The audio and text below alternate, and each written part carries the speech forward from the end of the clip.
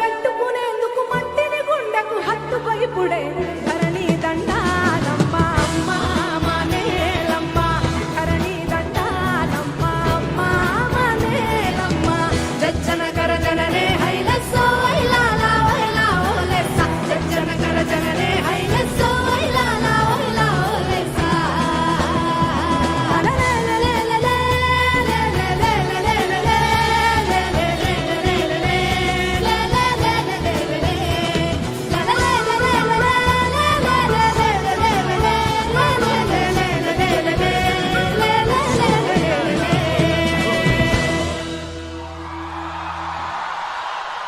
Thank you so much. Thanks a lot. ఒక చిన్న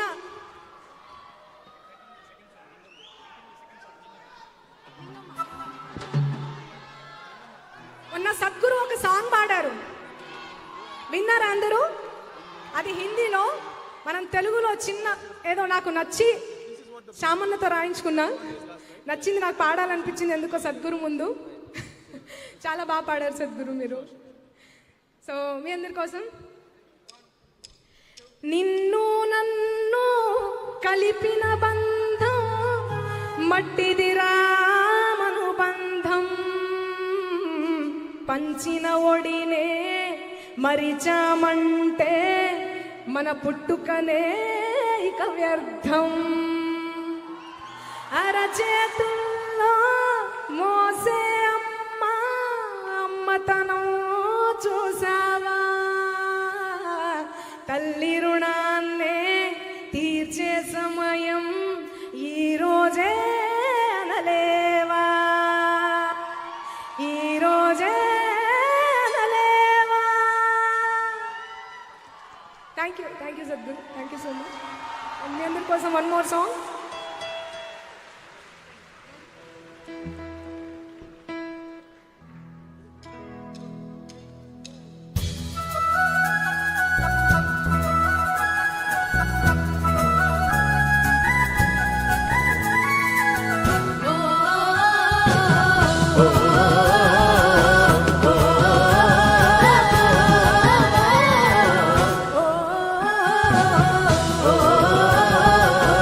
Oh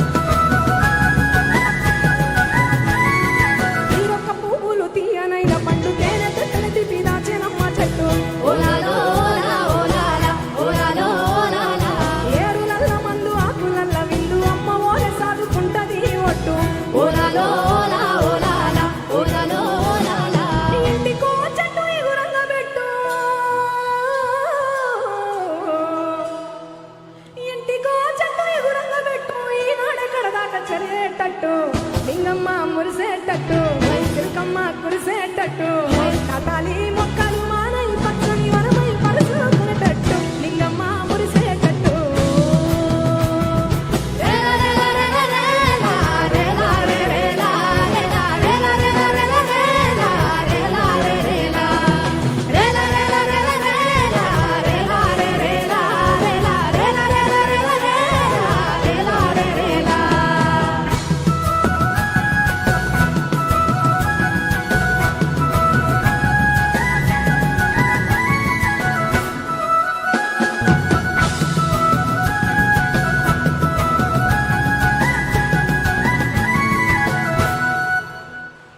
పక్షులు పశువులు జీవరాశులకు గూడు గూడునిచ్చే తల్లిరా చెట్టు ఓలాలో ఓలా ఓలాలా ఓలాలో ఓలాలా మొక్కలు పుడమిలో మొలిసి నాటి ఉండే ఆనవాణి ప్రాణవాయువై కట్టు ఓలాలో ఓలా ఓలాలా ఓలాలో ఓలాలా ముందు తరాలకు అందెదట్టు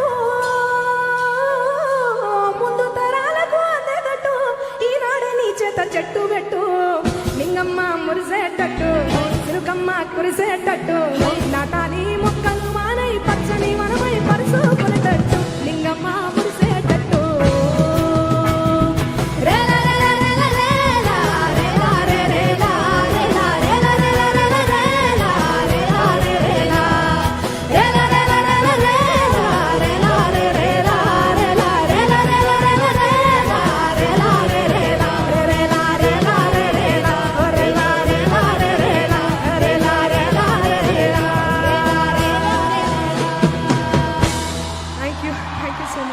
Thank you so much, Sadhguru, and thanks a lot. Thank you, Mangalu. Thank you.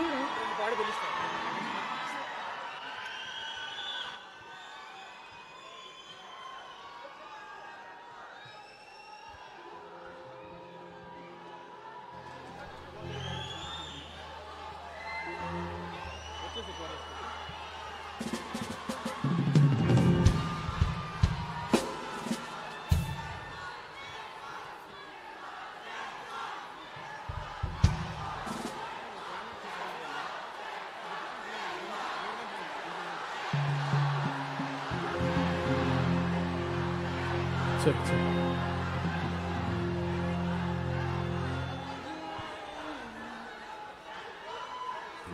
నమస్కారం సద్గురు, పెద్దలందరికీ నమస్కారం. సో మట్టికి ఏ విధంగా అయితే మనం రుణం తీర్చుకోలేమో, సద్గురుకి కూడా రుణం తీర్చుకోలేము for whatever he's doing. Sadhguru, thank you so much for whatever you doing for us. పాట విషయానికి వస్తే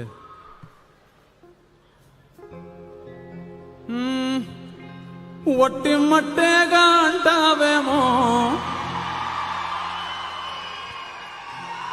ఒట్టి మట్టే అనుకుంటున్నాం. ఆ సారవంతమైన మట్టి కనుక సారాన్ని కోల్పోతే మనం మానవాళి మొత్తం మట్టి కొట్టుకోవాల్సి వస్తుంది. అంత సీరియస్ విషయం. But we should thank Sadhguru for bringing up this kind of issues. Only you can do, Sadhguru.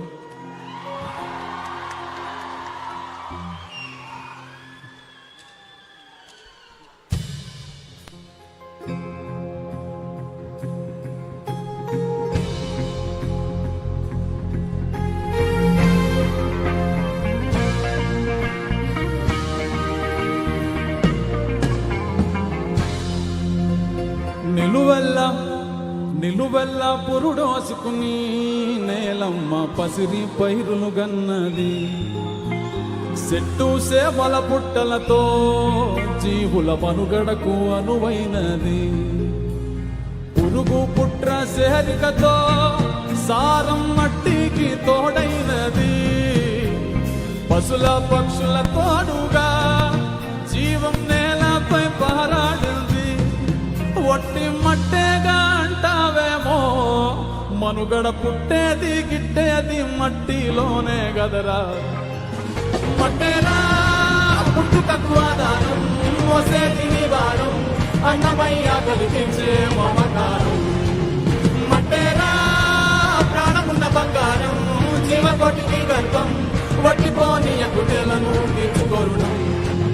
మట్టేరా పుట్టుకకు ఆధారం, మోసేది నివారం, అన్నమయ్య కలిగించే మమకారం.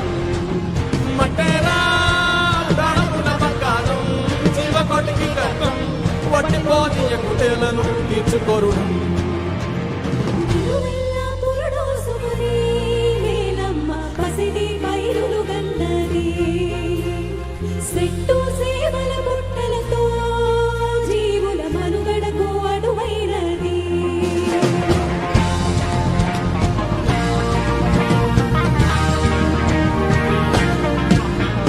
దేశమంటే మట్టెనో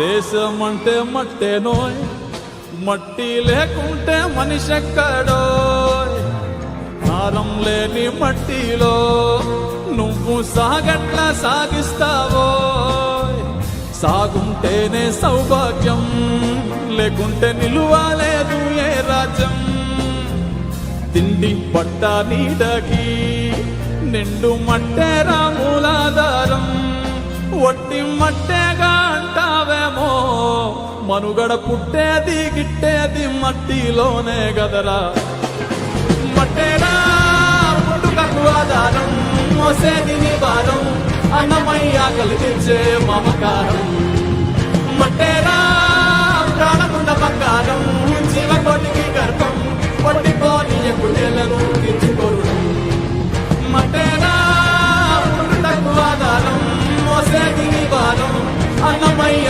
కలిగించే మమకారం మట్టేరా ప్రాణముండ బంగారం జీవకోటికి గర్భం పట్టిపోని ఎక్కుటేలను తీర్చుకోరు నిలువెల్ల పురుడోసుకుని నేలమ్మ పసిరి పైరులు గన్నది చెట్టు సేవల పుట్టలతో జీవుల మనుగడకు అనువైనది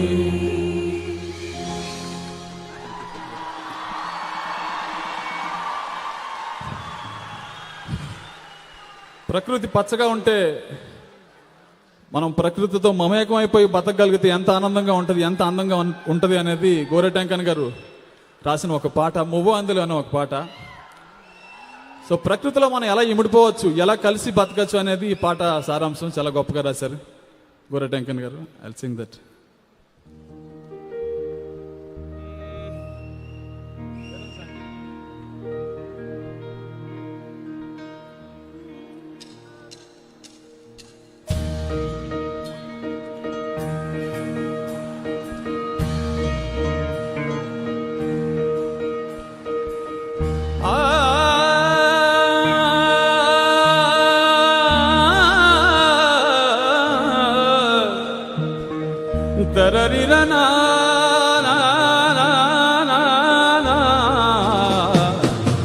అందలు ముత్తు కిన్నెరా చేతిలో పడదామా పాట పాడుకుంటా ఆటాడుకుంటా పయన వెళ్దామా మువ్వ అందలు ముత్తు కిన్నెరా చేతిలో పడదామా పాట పాడుకుంటా ఆటాడుకుంటా పయన వెళ్దామా ఏ మువ్వ అందలు ఓహో మువ్వ అందలు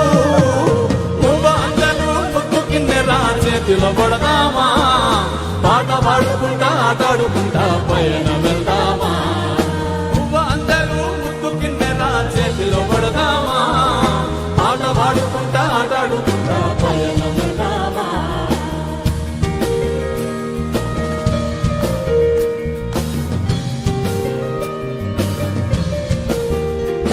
ఏ కోరెంక పువ్వా ఓహో కోరెంక పువ్వా పోదామా సర్రంగ చెట్ల నీడలోనే ఆడుకుందామా గోరెంక గుంపులోనే ఒదిగి పోదామా సర్రంగ చెట్ల నీడలోనే ఆడుకుందామా గోరెంక గువ్వా ఓహో గోరెంక గువ్వా గోరెంక గువ్వా గుంపులోనే ఒదిగి పోదామా సర్రంగ చెట్ల నీడలోనే ఆడుకుందామా చేతిలో పడదామా పాట పాడుకుంటా ఆటాడుకుంటా పయన వెళ్దామా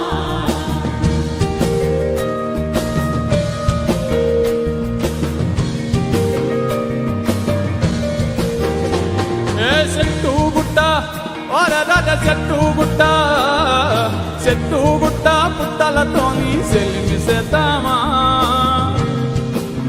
ఓ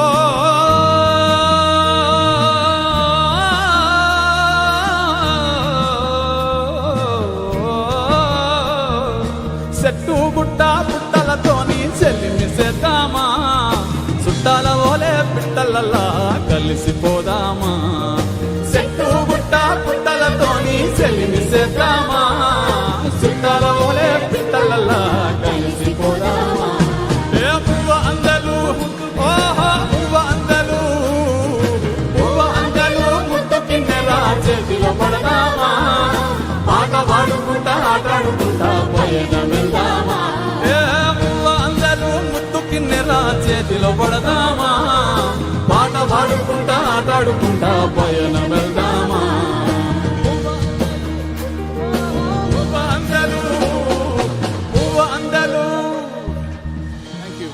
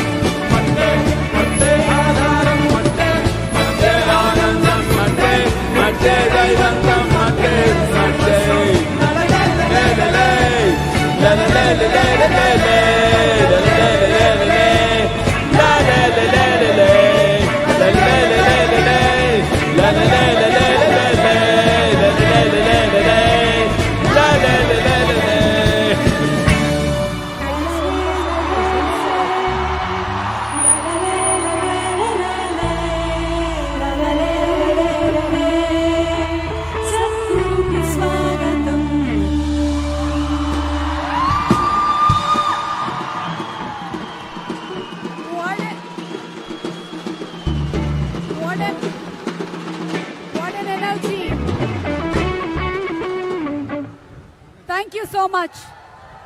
Thank you so much. Thank you so much, Ram Miryala garu, and thank you so much, Mangli.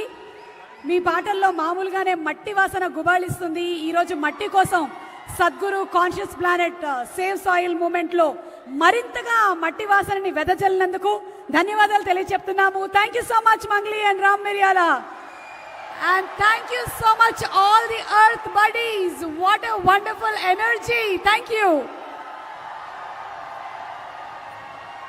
Sadhguru Hyderabad reach అయినటువంటి ఈ శుభ సందర్భంగా జరుగుతున్న ఈ సేవ్ సాయిల్ ఈవెంట్లో భాగంగా ఇక్కడికి విచ్చేసినటువంటి honourable minister for agriculture Shri Niranjan Reddy గారిని సాదరంగా వేదికపైకి ఆహ్వానిస్తున్నాము. May we request our honourable minister for agriculture Singireddy Niranjan Reddy garu to please come on stage and address the gathering. వారిని వచ్చి మాట్లాడవలసిందిగా రిక్వెస్ట్ చేస్తున్నాము. మంత్రివర్యులు మీరు మాట్లాడిన తర్వాత అప్పుడు సద్గురు గారు వేదిక మీదకి రావడం జరుగుతుంది. ముందుగా మినిస్టర్ నిరంజన్ రెడ్డి గారిని వచ్చి మాట్లాడవలసిందిగా రిక్వెస్ట్ చేస్తున్నాము. మీకు ఘన స్వాగతం పలుకుతున్నాము. Thank you so much Telangana government and thank you so much agriculture minister. Thank you.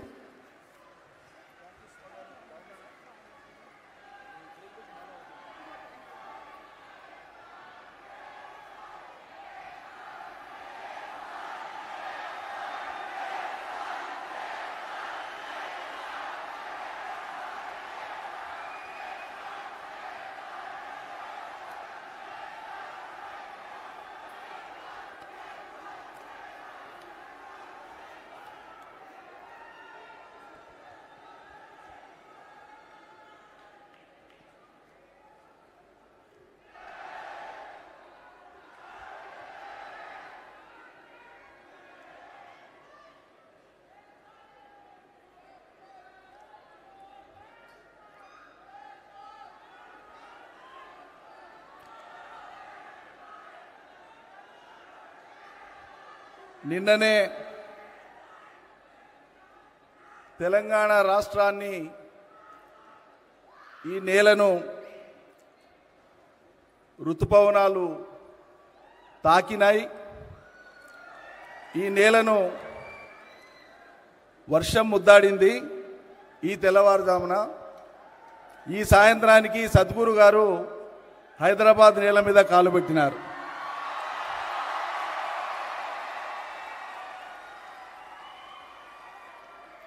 వారికి తెలంగాణ రాష్ట్ర ప్రభుత్వ పక్షాన, తెలంగాణ రాష్ట్ర ప్రజల పక్షాన, నా పక్షాన, రాష్ట్ర వ్యవసాయ శాఖ పక్షాన, రాష్ట్ర రైతన్నలందరి పక్షాన, నా సహచర మంత్రివర్యులు సోదరులు సభలో ఉన్నటువంటి గౌరవనీయులు శ్రీ శ్రీనివాస్ గౌడ్ గారి పక్షాన, స్పోర్ట్స్ చైర్మన్ వెంకటేశ్వర రెడ్డి గారి పక్షాన, ప్రకృతి ప్రేమికులు విద్యార్థికులైనటువంటి మా మిత్రులు వేదకుమార్ గారి పక్షాన, ఈ సమావేశంలో సభలో ఉన్నటువంటి వేలాది మంది పక్షాన వారికి హృదయపూర్వకంగా నేను స్వాగత సుమాంజలి తెలియజేస్తూ నమస్కరిస్తూ, మీ అందరికీ నమస్కారాలు తెలియజేస్తూ, పెద్దలకు, పర్యావరణ హితులకు, భూమి పుత్రులకు, ఈ నేల బిడ్డలకు,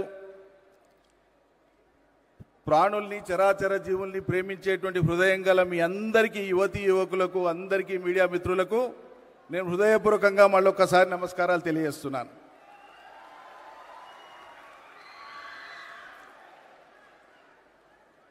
సద్గురు గారు మీ యొక్క దీక్ష ఒక మార్గదర్శనం చేసేటువంటి సంకల్పం. ఈ తాత్విక ఆలోచనలు ఈ తరంతో పాటు భావితరాలను ప్రభావితం చేస్తూ రాబోయే తరాలకు కూడా దారి చూపించేటువంటివి. మేము మీ విశ్వాసాలను ఈ అంశానికి సంబంధించినటువంటి విషయంలో, ప్రత్యేకంగా సేవ్ సాయిల్ విషయంలో ముమ్మాటికి ఏకీభవిస్తూ అనుసరిస్తూ ఉండేటువంటి వాళ్ళము, ఆచరిస్తూ ఉండేటువంటి వాళ్ళం.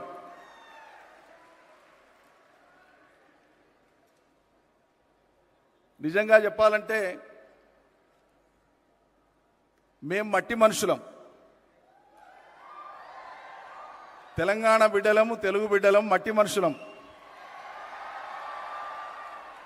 మాకు మట్టితో ఉండేటువంటి అనుబంధం చాలా గొప్పది. ఈ మట్టి కోసమే మా పెద్దలు, మా పూర్వీకులు, మా ముందు తరాల వాళ్ళు అలుపెరగని పోరాటం చేసిండ్రు.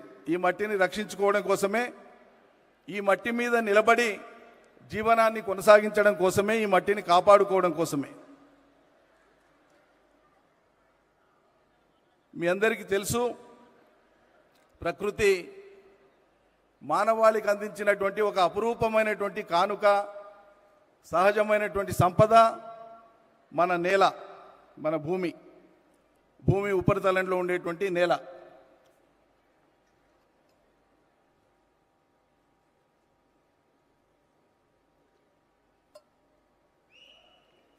ఈ నేల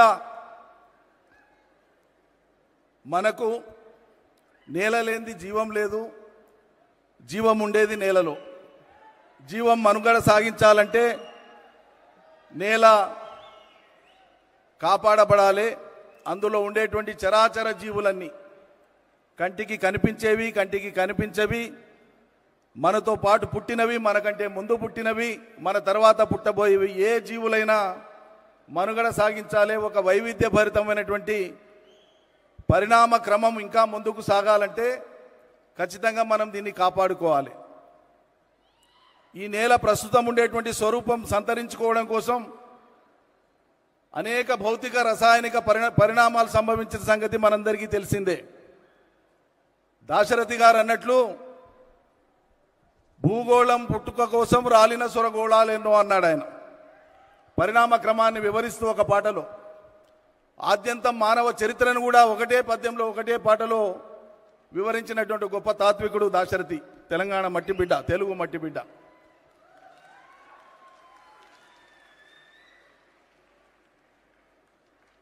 పరిణామ క్రమంలో మనం చూస్తున్నటువంటి ఈ నేల, ఈ మట్టి జీవానికి యోగ్యమైనటువంటిది, ప్రాణులకు యోగ్యమైనటువంటిది, పంటలకు యోగ్యమైనటువంటిదిగా మట్టి మారాలి. ఒక్క పొర మారాలంటే 600 సంవత్సరాల కాలం పడుతుంది. అట్లా వేల వేల వేల సంవత్సరాల కాలంలో ఈ భూమి అవతరించినప్పటి నుంచి జరిగినటువంటి అనేక పరిణామ క్రమాల్లో మనం చూస్తున్నటువంటి ఈ నేల, ఈ ప్రపంచానికి జీవరాశులకు అన్నం పెడుతున్నటువంటి నేల, జీవాన్ని కాపాడుతున్నటువంటి నేల. మరి ఈ నేల కాలగమనంలో ప్రత్యేకించి మన దేశంలో తీసుకుంటే దాదాపు ఇప్పటికే మనకు ఉండేటువంటి భూమిలో ఒక 30% భూమి ఎడారీకరణ జరిగింది. ఇదే పరిస్థితి కొనసాగితే ఇప్పుడు ప్రపంచవ్యాప్తంగా ఉండేటువంటి 770-780 కోట్ల జనాభా ఉంది. మరో దశాబ్ద కాలం గడిస్తే దాదాపు అది దశాబ్దన్నర గడిస్తే దాదాపు 900 కోట్లు అవుతుందని చెప్పి అంచనాలు ఉన్నాయి. అప్పటికి ఇదే రీతిన మనం ఈ నేలను ఇట్లే నిర్లక్ష్యం చేస్తే ఆహార కొరతనే కాదు, ఆహారం లేక జీవరాశులే కాదు, మానవులు కూడా అంతరించిపోయేటువంటి ఒక ప్రమాదం మన ముందు కనిపిస్తున్నది. దాని నుంచి బయటపడాలి.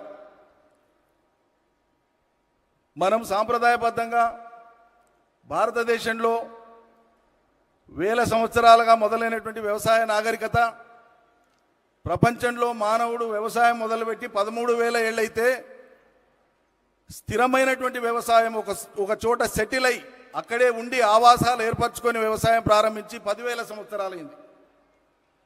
ఈ 10,000 సంవత్సరాల కాలంలో దాదాపు 100 సంవత్సరాల క్రితం వరకు కూడా నేల ఆరోగ్యంగానే ఉండింది. తీవ్రమైనటువంటి పరిణామాలన్నీ కూడా ఈ 100 ఏళ్ల కాలంలోనే జరిగినాయి. 100 ఏళ్ల కాలంలో మానవుడి యొక్క ఆవిష్కరణలు అద్భుతమైనటువంటి రీతిలో ఉన్నాయి. మానవ నాగరికత శాస్త్రీయంగా, సాంకేతికంగా అత్యద్భుతమైనటువంటి రీతిలో పురోగమించింది. సమాంతరంగా విధ్వంసానికి దోహదపడేటువంటి చర్యలకు కూడా మానవాళి పూనుకుంటున్నది. ఒక విద్యుక్త ధర్మం, నైతిక ధర్మం, రాజ్యాంగాల పరమైన, ప్రపంచం మొత్తం దేశాలు అనేకం కాబట్టి ఆయా దేశాల యొక్క రాజ్యాంగాల పరంగా మానవుల యొక్క నైతిక విధితో పాటు రాజ్యాంగ కర్తల యొక్క, శాసనకర్తల యొక్క, ప్రజల యొక్క రాజకీయ కర్తవ్యం ద్వారా మాత్రమే ఈ ధరిత్రిని మనం కాపాడుకోవడానికి అవకాశం ఉంటుంది. అందులో మీలాంటి మహనీయులు, మహానుభావుల యొక్క పాత్ర ఎనలేనటువంటిది, ఘనమైనటువంటిది, కొనియాడదగినటువంటిది, ఈ తరానికి భావితరాలకు స్ఫూర్తినిచ్చేటువంటిది. ఈ 100 ఏళ్ల కాలంలో జరిగినటువంటి పరిణామాల్లో ప్రత్యేకించి మన దేశంలో సాంప్రదాయ పద్ధతిలో సాగినటువంటి వ్యవసాయం ద్వారా నేల ఆరోగ్యం కాపాడబడింది.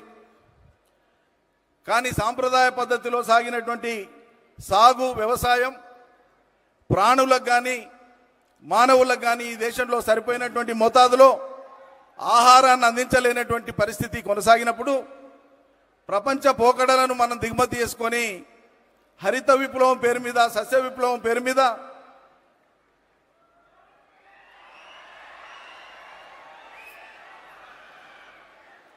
మనం మితి మించినటువంటి సేవ్ సాయిల్,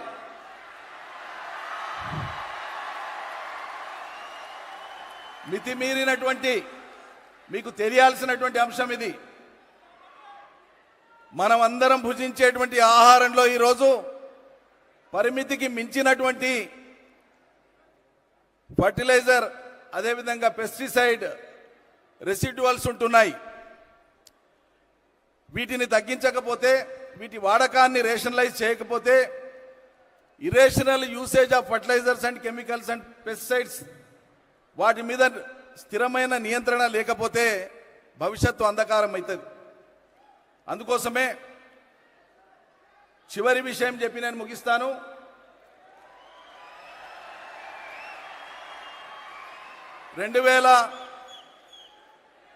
విద్యార్థికులైనటువంటి వాళ్ళు మీరందరూ కూడా దృష్టిలో పెట్టుకోవాల్సింది, గమనించాల్సినటువంటి విషయం, ఒట్టి కేరింతలతో కాదు, విషయం కూడా అర్థం చేసుకునే ప్రయత్నం చేయాలి.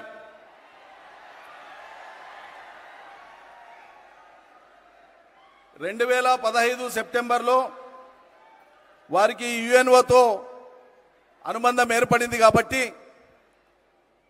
ఇవాళ ప్రపంచ దూతగా యుఎన్ఓ వారిని ఎంపిక చేసుకున్నది కాబట్టి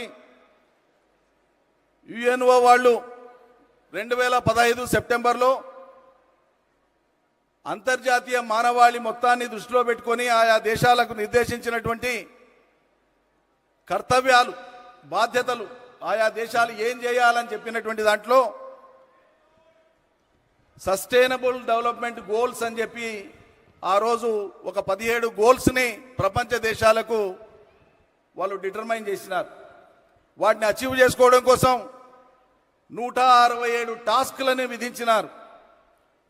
అందులో భాగంగా ఆ 17 గోల్స్లో ప్రధానమైనటువంటివి ఈ ధరిత్రిని కాపాడుకోవడం, నేలను కాపాడుకోవడం, పర్యావరణాన్ని కాపాడుకోవడం, పచ్చదనాన్ని పెంచడం, అవిద్య లేకుండా చేయడం, పేదరికం లేకుండా చేయడం, శుద్ధమైన నీళ్లు ప్రపంచ మానవాళికి అందరికీ అందేటట్లు చేయడం, యుద్ధాలు లేకుండా చేయడం, ఇట్లా అనేకమైనటువంటి అంశాలు ఉన్నాయి. ఇది 2015 సెప్టెంబర్లో ప్రారంభమైంది.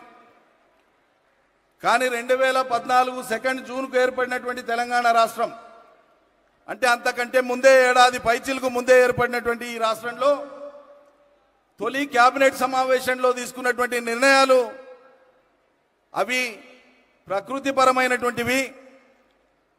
తెలంగాణలో హరితహారం ద్వారా 250 కోట్ల మొక్కల్ని పెట్టాలని ఈ ప్రభుత్వం నిర్ణయం తీసుకొని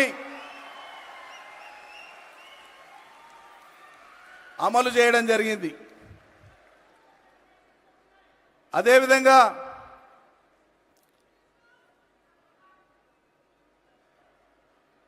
నీటి వనరులను సంరక్షించడం కూడా నేల ఆరోగ్యాన్ని కాపాడడానికి తోడ్పడేటువంటి అంశం. నీరు లేని నేల మళ్ళీ ఎడారిగానే మారుతుంది, అది ఇంత సారవంతమైందైనా.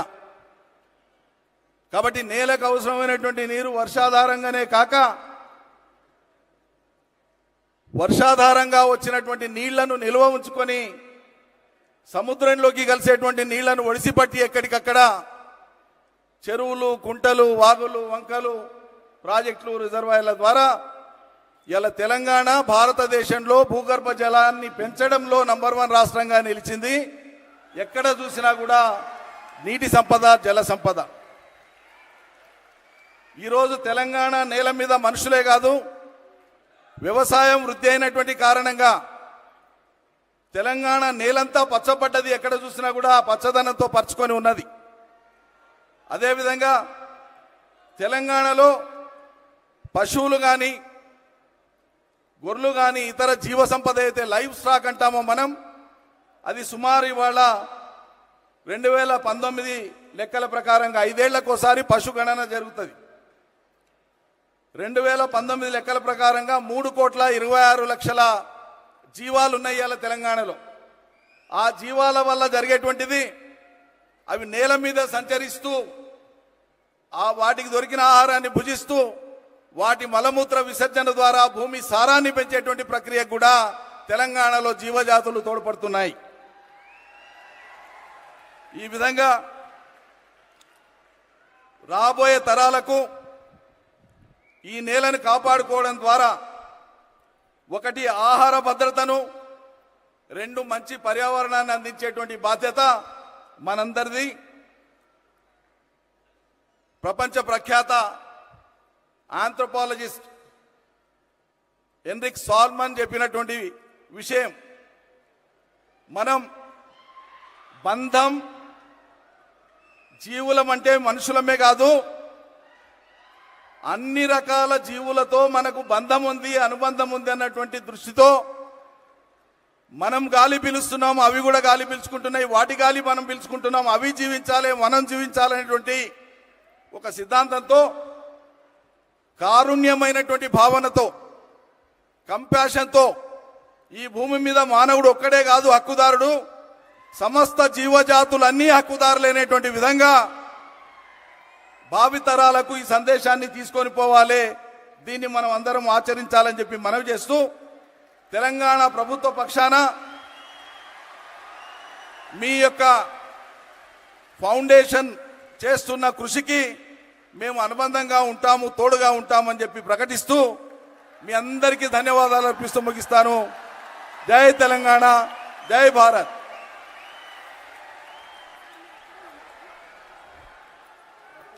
Thank you so much, Niranjan Reddy Garu. And as a part of the Save Soil movement, on this historic day at Hyderabad, the Telangana government and Isha Outreach shall be signing a memorandum of understanding to rejuvenate Telangana's soil. That's a proud moment for Telangana and the Save Soil movement. And దీనికి గాను వేదిక మీదకి మనందరికీ ఎంతో ఇష్టమైన మన ప్రియతమ సద్గురు గారిని ఆహ్వానిస్తున్నాము. Sadhguru Garu to please come on to the stage, and requesting our Agriculture Minister Niranjan Reddy Garu to exchange the Memorandum of Understanding between the Telangana government and Isha Outreach.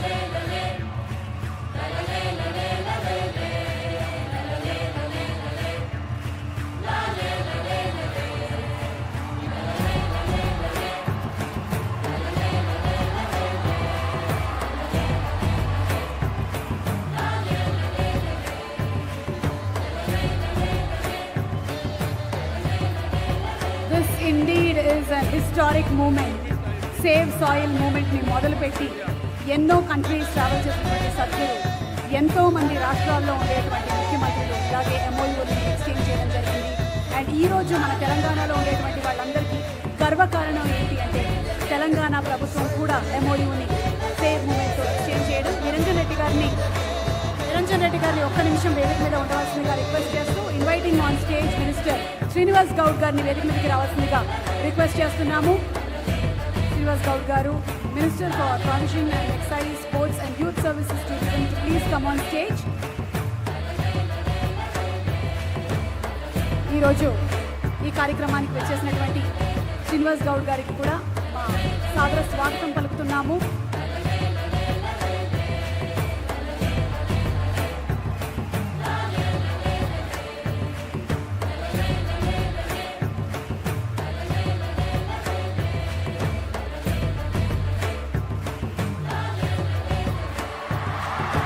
Also requesting everybody to hold your placards, Save Soil.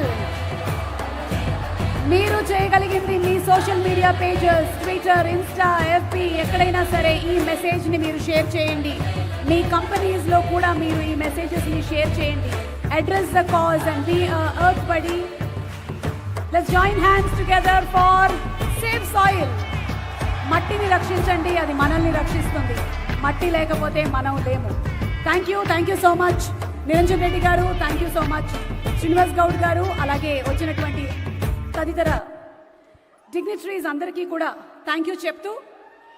The Conscious Planet, the Save Soil movement is an effort to save our planet's soil from extinction. As occupants of a shared planet, are we going to be regretful or a responsible generation? What are we going to be? A wonderful, responsible generation, aren't we? So here's presenting to you a video that explains the science behind the Save Soil movement. Please orient yourself towards the screens, please. And here we have the video that explains the science behind the Save Soil movement.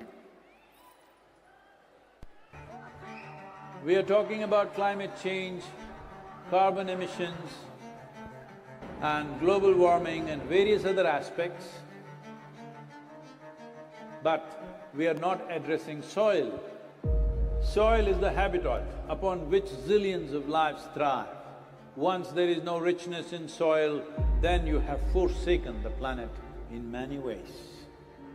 Every responsible scientist in the world and the UN agencies are clearly saying we have only 80 to 100 harvests left. That means approximately 45 to 50 years of agricultural soil left on the planet. By 2045, we will be producing 40% less food than what we are producing right now, and our populations will be 9.3 billion people. The food shortages that could manifest in the next 25 years, the consequences of that is unimaginable. Civil wars will unfold across the world once there is food shortage. What we are facing now is soil extinction. Why is soil becoming extinct? Where is it going away? What is happening to our soil? We must understand, if you add organic content to sand, sand will turn into soil. If you remove all organic content from the soil, soil will become sand. In normal agricultural soil, the minimum organic content should be between 3 to 6%. The most minimum is 3%. At least this minimum to keep the soil alive, to keep the soil as living soil is a must. Agricultural soils across the world, the depletion is so heavy. In most countries, more than 50% of the topsoil is already gone in the last 100 years. The nutrient levels have dropped significantly. The level of micronutrients you would get from your food in early 20th century to what you are getting from the same food now has dropped 90%. If you ate one orange in 1920s, what you got from it? Now, in 2020, if you have to get the same, you will have to eat 8 oranges. This is what we have done to our food. Soil is the biggest ecosystem on the planet, and so few people know anything about it. 1 teaspoon of healthy soil probably contains more microbes than there are people on Earth. The microbial life in the first 12 to 15 inches of topsoil is the basis of our existence. It is this magic beneath our feet which has produced the life that we are. This first 12 to 15 inches of soil is the basis of life for 87% of life on this planet, including you and me. We have to begin to recognize that what we call our soil, Mother Earth, is a living organism. Open soils, ripped open by plowing, open to sunlight, is the basis of destruction of microbial life. So the focus should be on agriculture, the focus should be on seeing that land is under shade as much as possible, some kind of shade, grasses, herbs, bushes, trees. So it's extremely important that soil regeneration is enshrined in the policy of every government on the planet. We must change the narrative on the planet that soil is a wealth, a legacy we have received from previous generations, and we have to pass it on as living soil for future generations. We are in a cusp of time. If you do the right things now, in the next 15 to 25 years, we can significantly turn this situation around and regenerate the soil. But if we allow this to progress like this for another 30 to 40 years, after 40 years if we attempt this, then it could take 150 to 200 years because that much loss of biodiversity would have happened. From 21st of March for 100 days, the whole world, every human being on the planet should talk soil. We must hear the word soil, save soil everywhere to see that the narrative on the planet changes towards the most vital aspect of our life, the soil. Each one of you should reach as many people as you can to make this happen. As a part of this, to activate support from the citizenry to assure the governments long-term investments will be appreciated. I'm 65 and I'm riding 30,000 kilometers, a lone motorcycle journey, 30,000 kilometers across 24 nations.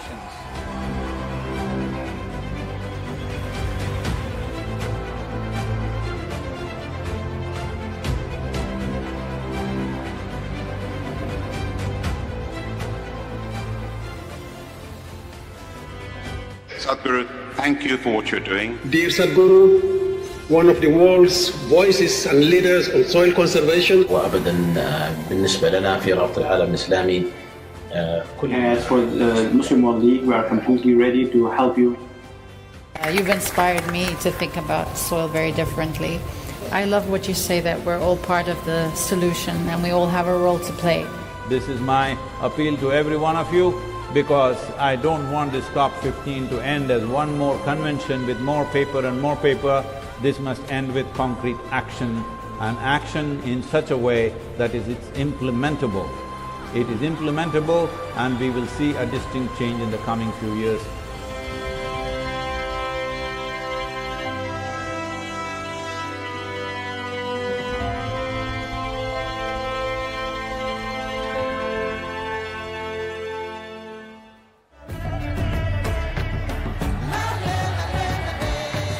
This is a perfect confluence of how we see things and the importance of the soil. Save the soil.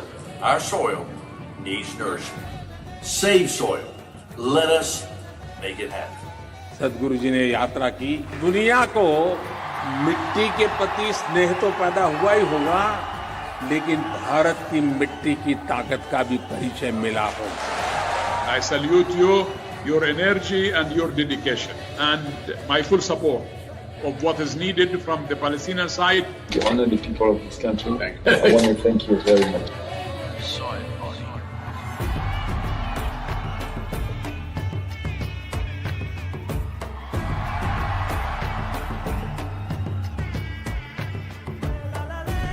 And the movement that you have taken up, I could not expect any more God's blessing than that.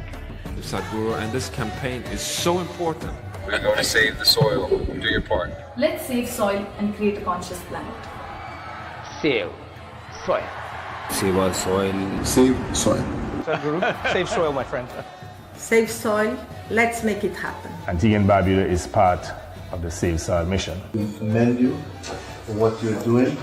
That is why we are happy to sign the MOU. The science and philosophy that backs the thought behind the movement is tremendous. We'll welcome you in Hyderabad and please show us the right direction towards policy. Save soil. Let's make it happen. It is time to save the soil. Save soil. Let's make it happen. We know what we must do, so let's make it happen. Let's make it happen. Let's make it happen. Let's make this happen. Let us make it happen. Let's make it happen. Let's make it happen. Save soil. Let's make it happen. Soil is not our property. It's a legacy that's come to us from previous generations, and we must pass it on as living soil for future generations. So, let's take the action now. Repu kaadu, ellundi kaadu, ee roje. Let's take the action and let's save soil. As we are entering into the conversation with Sadhguru and Samantha, an announcement for all of you all. We have live translation in Telugu that's available for the event today. Please tune your mobile phone radios into 88 frequency for Telugu, or you can visit the website. For any translation support, visit the translation help desk. We would also like to thank our sponsors, our national sponsor PVR along with our other partners, Cine Media partner UFO Movies, Superflow and Colroot Group, local sponsors Cofax, Patel Groups and Loris Labs. Thank you so much for being associated with Save Soil. And I'm delighted to announce in conversation event, yes, Samantha Ruth Prabhu with Sadhguru. The very versatile actress is the recipient of several awards including 4 Film Awards South, 6 South Indian International Movie Awards and 2 Andhra Pradesh State Nandi Awards.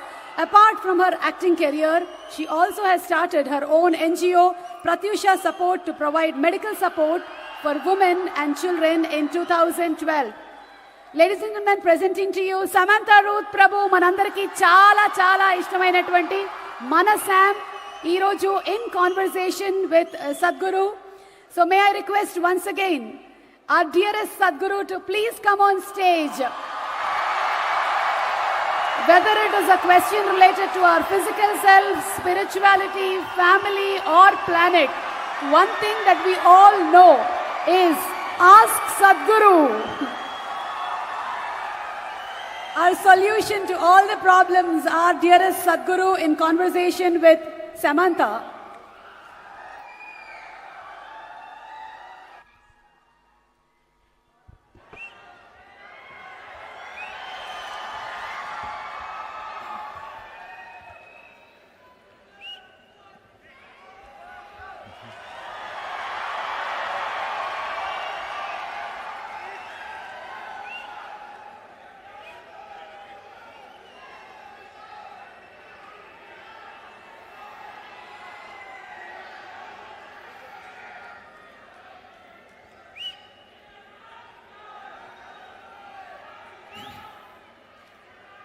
Kalo na janati tava jananam, Kalo na janati tava samapanam, Drushto maya tava mahakaraha Yogeshwara Kala Kala Yogeshwara Kala Kala. Namaskaram. Namaskaram to everyone. Namaskaram to you. Please, please. So, Okay. Don't tell me, huh? You need to tell the world.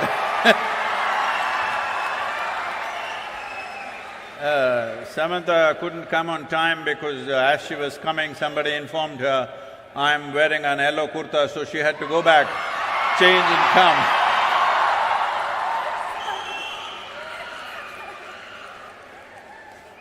Good evening, Sadhguru. It is absolutely an honor. Her volume up, please. It's absolutely an honor to be in your presence. I don't usually carry cue cards, but you know, when you talk, you have the tendency to make people freeze, and I might forget my name, so better safe than sorry. Welcome back to Hyderabad. Thank you. The 94th day of your motorbike tour to save soil. 562 events, 26,000 kilometers. I'm just tired saying it. Don't you ever get tired, Sadhguru?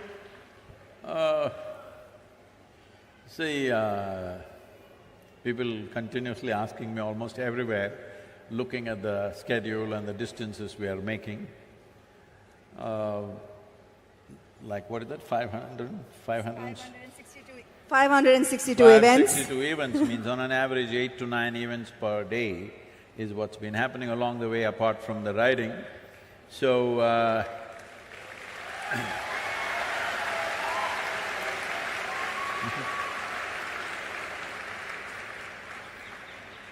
So continuously, almost in every nation, this is a question, how do you manage this?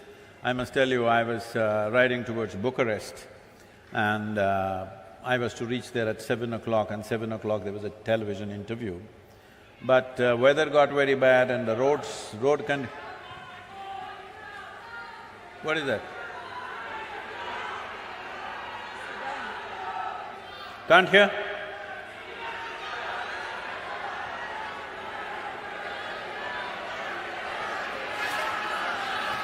What? You're blocking their view. You can see there. That's okay, please. Now they can't change that, please. You look at the screen. You always seen Samantha only on the screen, so what does it matter? It's not me they're here for, Sadhguru. Huh? It's not me they're here for. So I was to go there at 7 o'clock in the evening, but the ride became 9.5 hours instead of 6 hours as it was planned. So I reached there around 11:15 and they were still waiting, the television crew. So I walked straight into the event and well, an hour and a half when we finished, it was nearly 1 o'clock in the morning, and then I was talking to them. So this anchor said, at this age, how do you ride for 9 hours and come and do an interview and you're still fine? He repeated the word "this age" 3 times and I didn't like it. I'm warning you so that you don't use that. I'll make note. So I told him, see, I lived my life so intensely, I never had the time to get old.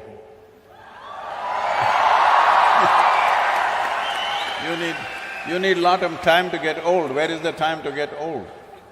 Can you please give me the secret as well? I will. I would like to stay this way for some time. We will reveal the secrets. So I see your amazing bike, and some would say a bike tour, an unusual way to create awareness. Why a bike tour, Sadhguru? Why a motorcycle? Well, see, the thing is, last 2.5 years particularly, I've been talking to various agricultural ministries, scientists, top scientists in the world, soil scientists I mean, and bureaucrats and variety of people who hold responsible positions in the world. And I discovered that everybody knows the problem, everybody generally knows the direction of the solution, then wondering, why is it not happening? Everybody knows the problem, everybody knows the solution. Then I realized they're waiting for an idiot to bell the cat, so here I am. So if I fly around and do it, it won't have that. So I have to walk. If I walk, I might die. Most probably, yes. Or if I cycle, definitely it'll kill me. So motorcycle could kill. There were many dangerous moments. It could, when you're going at this pace, when I say this pace, like every day, we're well above the speed limits and trying to get to the place because events are happening on the way. They're stopping us on the roads and there are events. So, I don't hold… I'm not a minister, I don't hold any position of power in the world, I don't have any, anything to command because I don't have an army. All I have is, I have people's love and goodwill, so…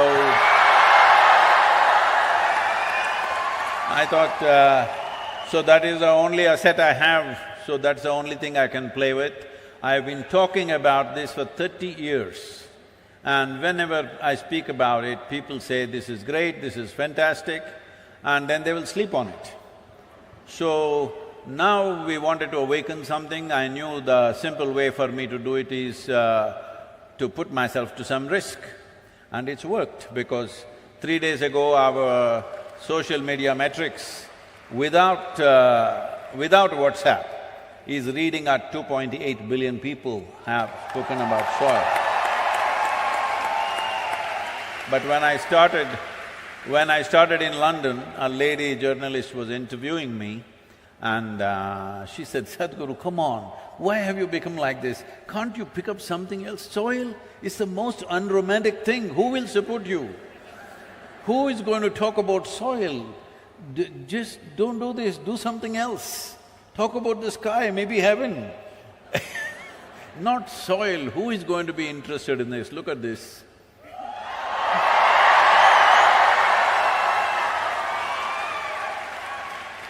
There is this constant question about river water being wasted to the ocean, Sadhguru. So, is there a way that we can save it? See, the river water must go to the ocean. On the way you can drink, you can irrigate your lands a little bit, you can use it, but river water must go to the ocean. This is a very wrong concept which a lot of states are unfortunately taking. If the river water does not go, enough river water, I would say in ideal conditions, minimum 50% should go. But with our population pressure, where we have 4% of the world's land and 17.6% of population, world's population, with this pressure, you cannot expect 50% to flow. At least 25% of the river water must flow into the ocean. Why? India has 7,600 square kilometers of coastline. So along this coastline, there's an ecosystem which is semi-marine kind of ecosystem. It's a completely different ecosystem than the marine ecosystem and also different from the river water itself, because it's a meeting of these two, meeting and mingling of these two different types of waters. If this buffer goes away, then marine ingress will happen. Marine water will start percolating into the soil and coming in. You know from Tamil Nadu, 80 kilometers inside, marine water has come right now in Tuticorin region. Just 15 years ago, it was all sweet water. Today, all the wells are salt water. People have vacated the whole villages. You will see ghost villages, completely empty villages, all locked homes, and they've left because there is no sweet water anywhere. Up to 100 kilometers it can come. If all the rivers, if you use it up inside for human, whatever you want to call it, human reproduction, I would say if you use it up like this, then up to 100 kilometers marine ingress can happen. 7,600 kilometers coastline, 100 kilometers means you would have lost 1/3 of the nation.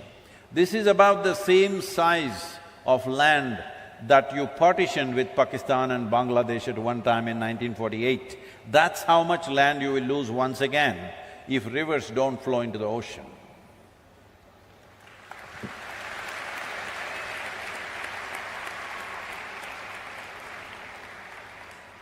Sadhguru, since I have this time with you, I'm going to be greedy and ask a few questions that have been on my mind for a while.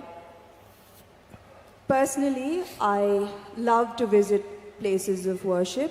I believe in a higher power, in good energy, in karma. But there is a counter viewpoint that religion divides us.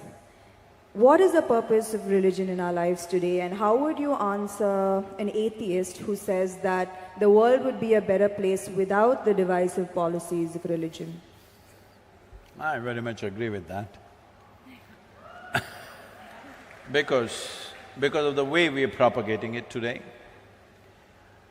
See, most religions that you know today, in its infancy, started as spiritual processes, as a quest for human being to know something beyond just eating, reproducing, sleeping, beyond that, because there's a longing.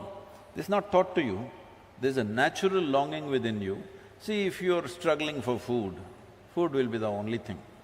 If you're struggling to have a shelter, that'll be the only thing. Suppose everything you want is just provided today, then suddenly you wonder, why am I here? What is it? So there is a longing to know. A human being cannot simply say, I don't want to know anything, I will just eat well and live well. It doesn't work, because your intelligence is evolved into a certain place where without asking a question you cannot exist. So when I say without asking a question means a quest. Question is just a tool to dig deeper into something, whatever you wish to know. But right now, all religions started with this question, But today, most religions have come to this place, you cannot ask a question. If you ask a question, you're dead.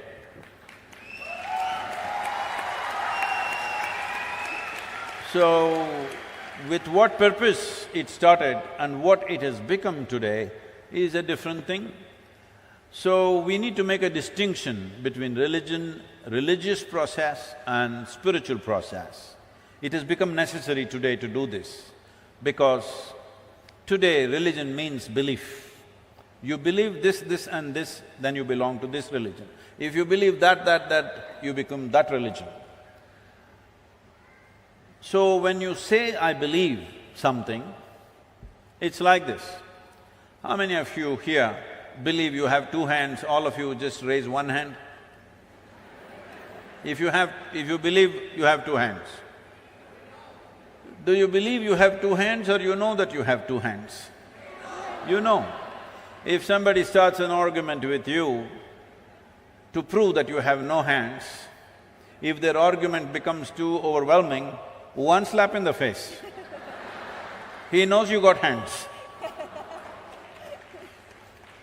This happens in the movies, huh? But in God you believe. Why? Because you're still not even straight enough to admit what you do not know as I do not know. This much sincerity should enter human heart and intelligence. What I know, I know. What I do not know, I do not know. What is the problem? Whatever I do not know, I believe. You're destroying I do not know.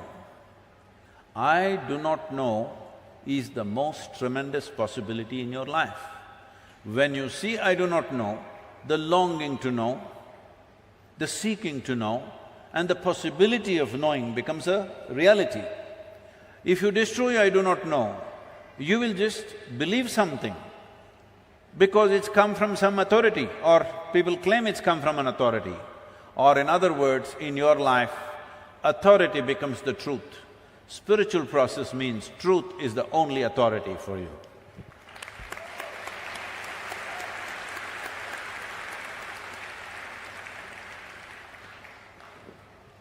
Another question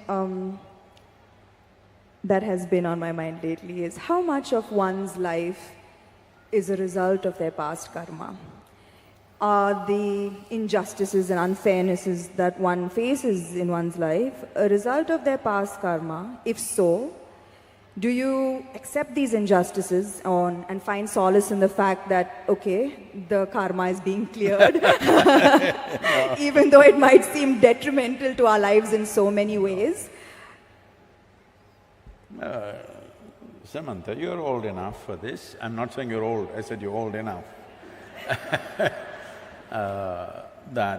Do you still expect the world to be fair to you? That's why I'm asking this question. Can I blame it on my past karma is what I'm asking.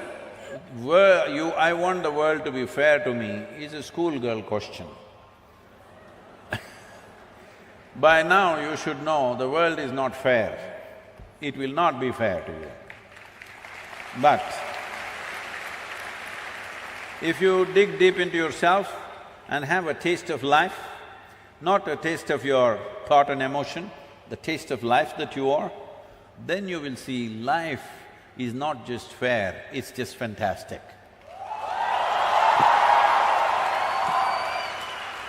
So, do you want fair life or fantastic life? You must decide.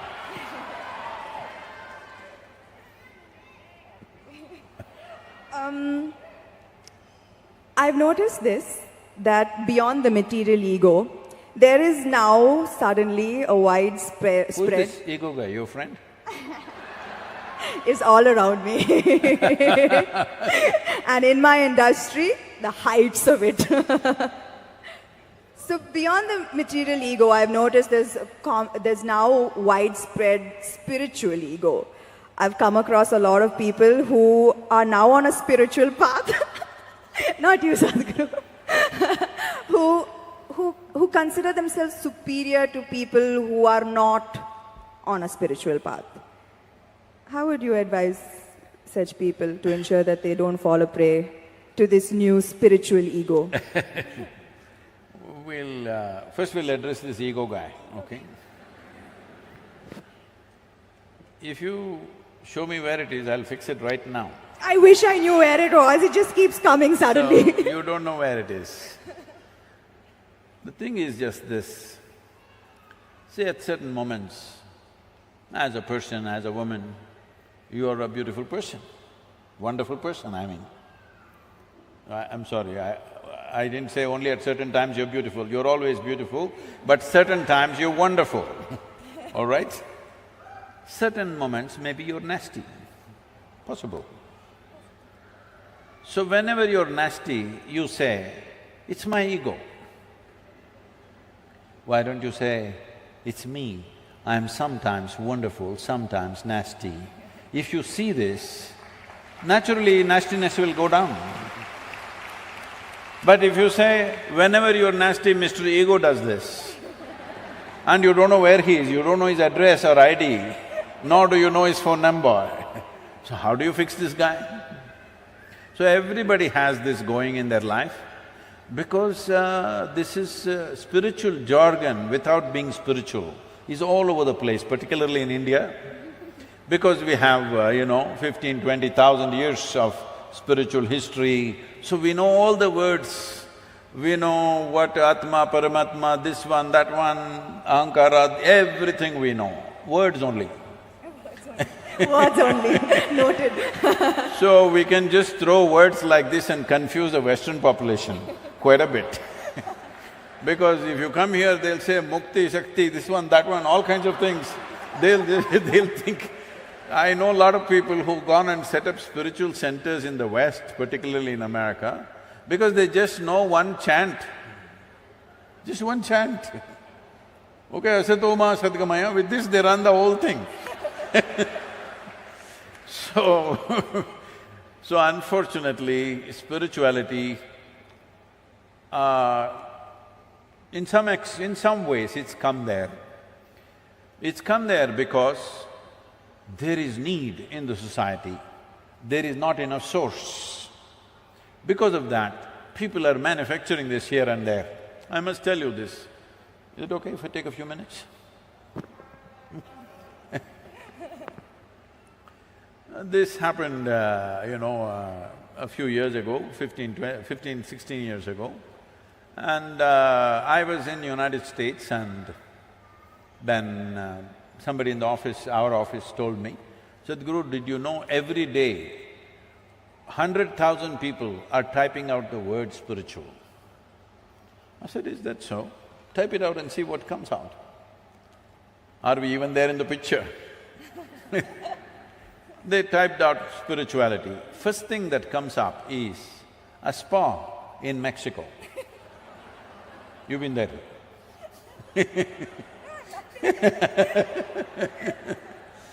And the next thing that comes out is a call girl in Northern California. She has learnt all that SEO. For everything she says spiritual, spiritual, spiritual, 108 times she uses the word spiritual on her website. You say spiritual, she comes up, number 2. I thought this is a shame. For thousands of years, anything spiritual means people looked east. East means India, that's what it meant. So I said we must start something, a spiritual gateway, that if people say if they seek spirituality, they must look towards India. Because this is one culture which has spent maximum amount of time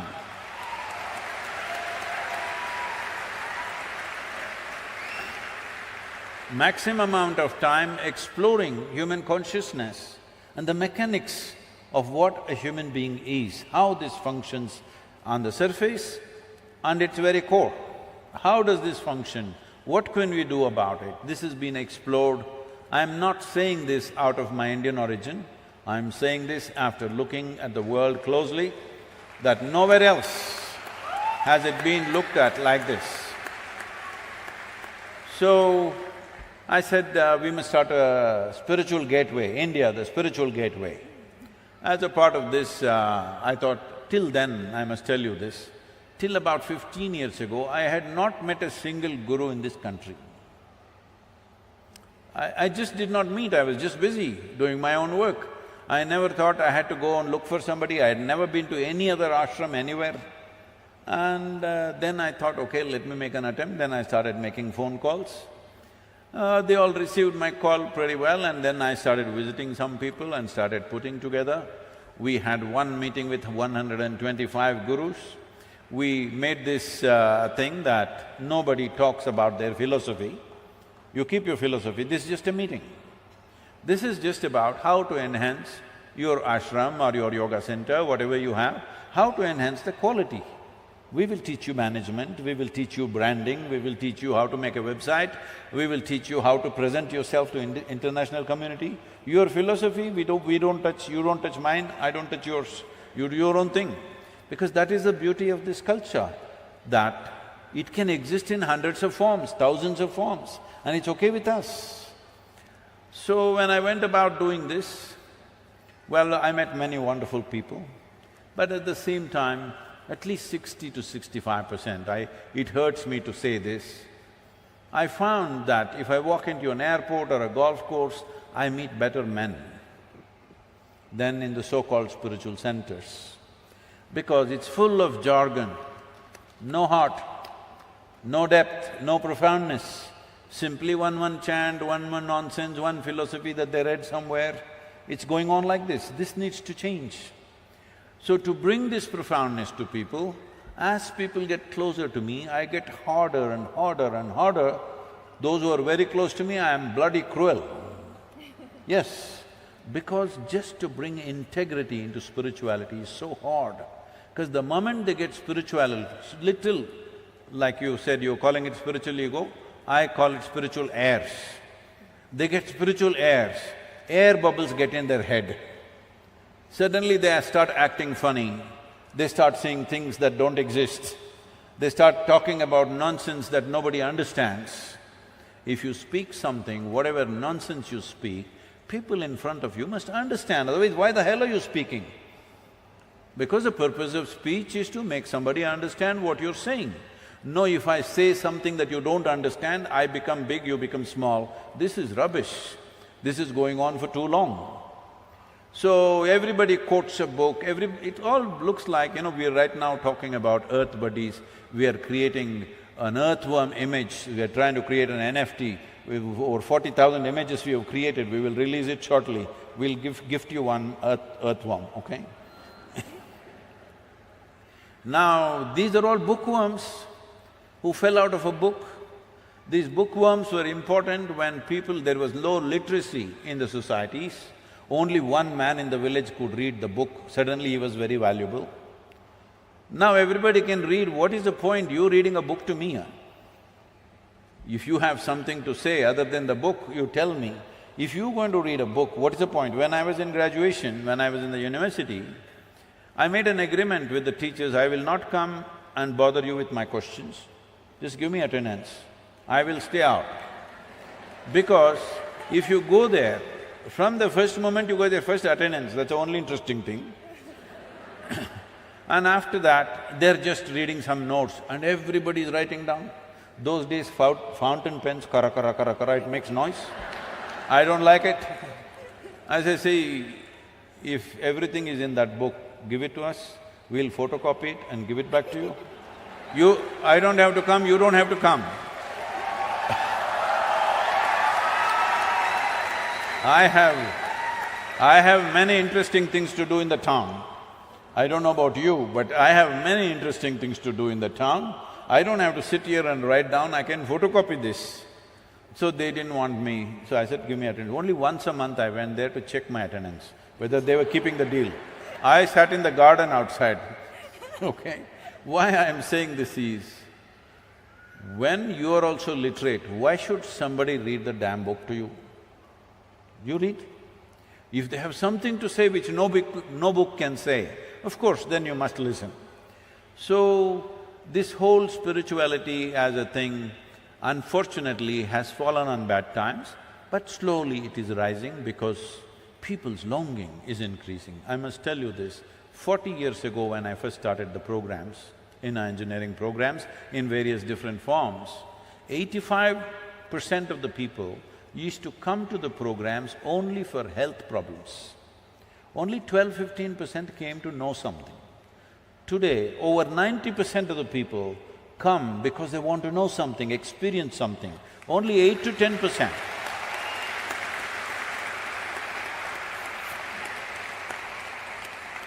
Only 8 to 10% are coming for health issues, which is a significant change in human consciousness.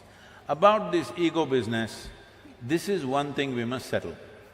See, within you, is there only one person or two? I think one. You think one? I'm going to go with one. One. That means you're an individual. An individual means, the word individual comes from indivisible. You're not further divisible, that's good, you're an individual. If you are two, then you're either schizophrenic or possessed, psychiatrist or exorcist. Either a psychiatrist or an exorcist has to come. So this is very important, everybody settle this, that don't talk about Atma, Paramatma, ego, this one, that one. You are an individual. What kind are you? Are you a wonderful one or a nasty one? Fix the damn thing.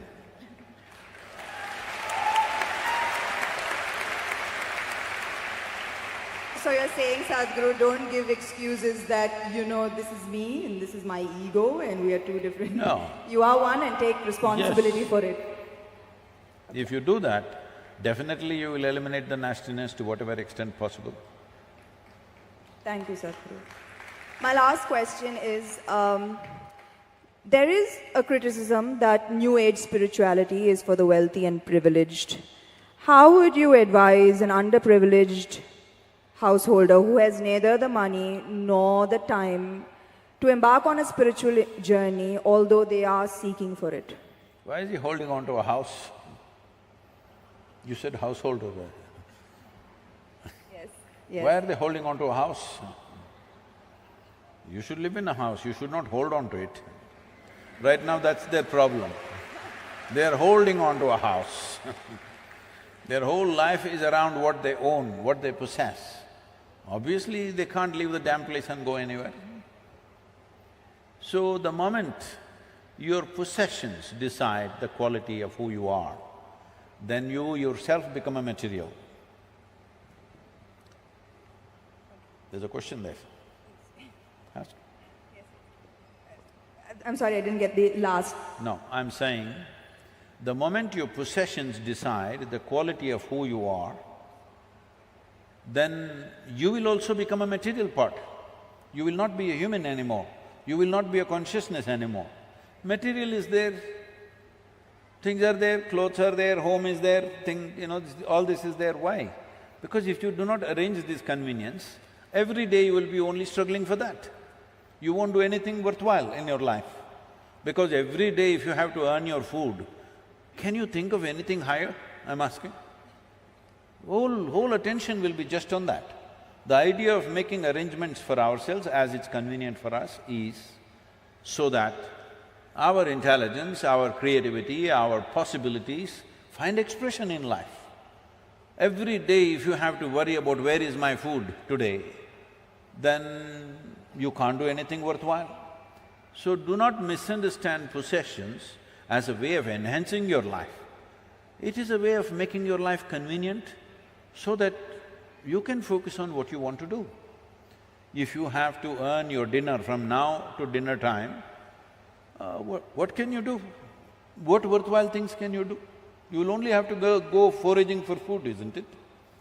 So, arrangements are there in everybody's life. How much arrangement is needed? As much as is needed for your kind of life, so that arrangements never become an impediment. For most people, it's an impediment because if somebody is a householder, he'll be holding the house and sitting right there. That's what most people are doing. That is what most people are doing. I'm talking about 80, 90-year-olds. They say, I want to come to the ashram, Sadhguru, but… What is but? But is nobody to take care of the house. Leave the goddamn house and come, you're 85 years of age.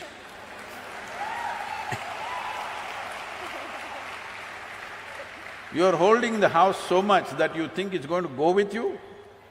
There's no container service, definitely nobody transports homes. So, these householders, they must change their thing, they must live in the house. What kind of house? Whatever is convenient for them. When I say convenience, somebody wants to build a house for 10 crores. They're capable of making their money and building that house. If they can do it effortlessly, let them do it. For somebody else, 10 lakh rupee house itself is a burden. You know, there used to be movies maybe before you came, at least in Kannada I know, there are movies about, oh, build a house and see, get somebody, your daughter married and see, these are the most difficult things to do in life. Arey, daughter will get married, leave her alone, huh? If you just leave her alone, she'll get married without any expense.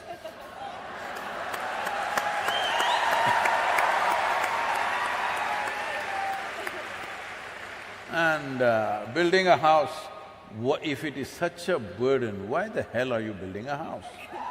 You know? I was in United States and they were asking me, Sadhguru, is it true next time when Jesus comes, he will come in, what is that, Salt Lake City?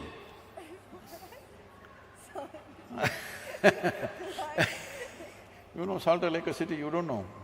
Oh, there is a whole story, I won't go into it.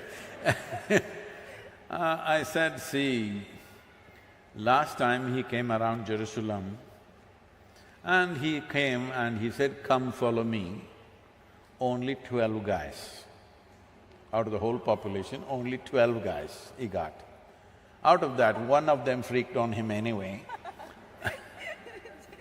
But if he comes to United States, now in 21st century, and says, come follow me, nobody will be behind him because you got 35-year house mortgage, 15-year card mortgage, 20-year student loan.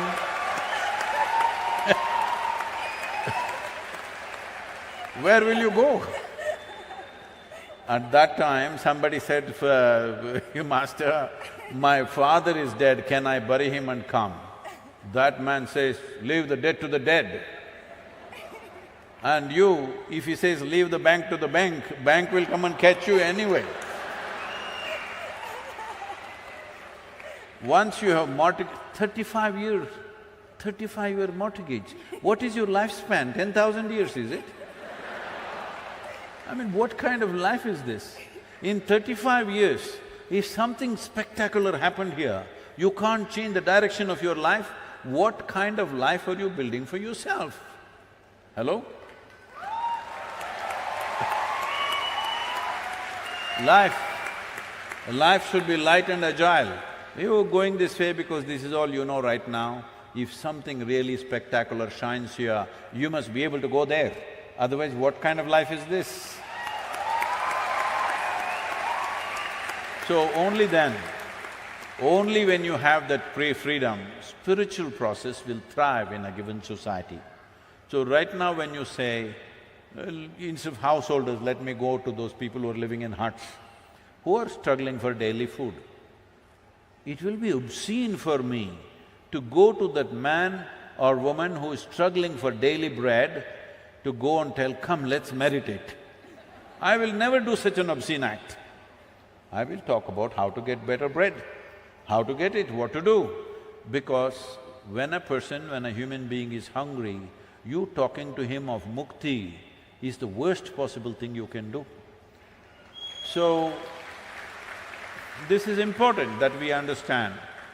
This is important that we understand that if finer aspects of life has to come alive in a society, basic survival should be taken care of for everybody.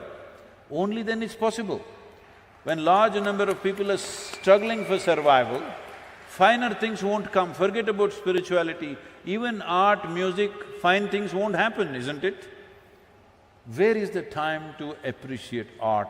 Where is the time to look at finer things? Where is the time to look at a sunrise or a sunset when you're struggling for your food on a daily basis?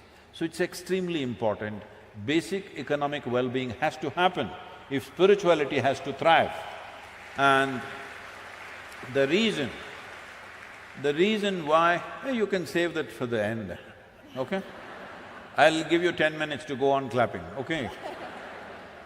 The reason why spiritual process thrived the way it thrived in this land is because we had a spell, a golden period of 8 to 10,000 years of well-being. That is when spirituality thrived, because everybody ate well. After that, what?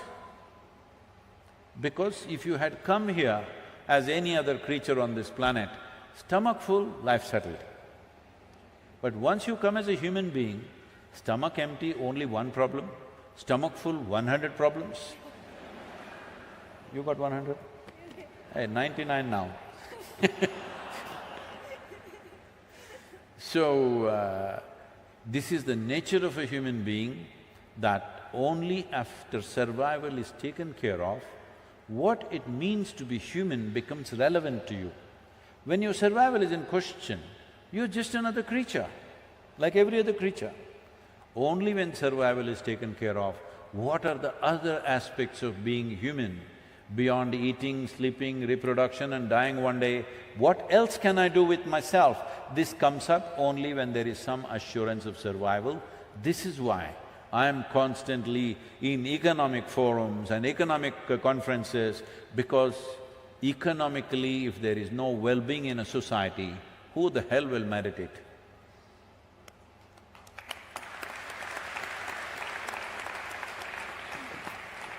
Thank you, Sadhguru, for your time. Thank you so much. You're done? Do we have questions? So I'm making an offer to you, Samantha, if you get me 25 million people as Earth buddies, I'll give you a ride on the motorcycle. How's that? I mean, I think I can, I can. Okay, then it's a promise. I'll beg if I have to. So, it can touch 275. Sorry? It is capped at 275. But if you want, I can remove the cap and make it more. Zoom in. I think do we have time for a few questions from the audience? Yes.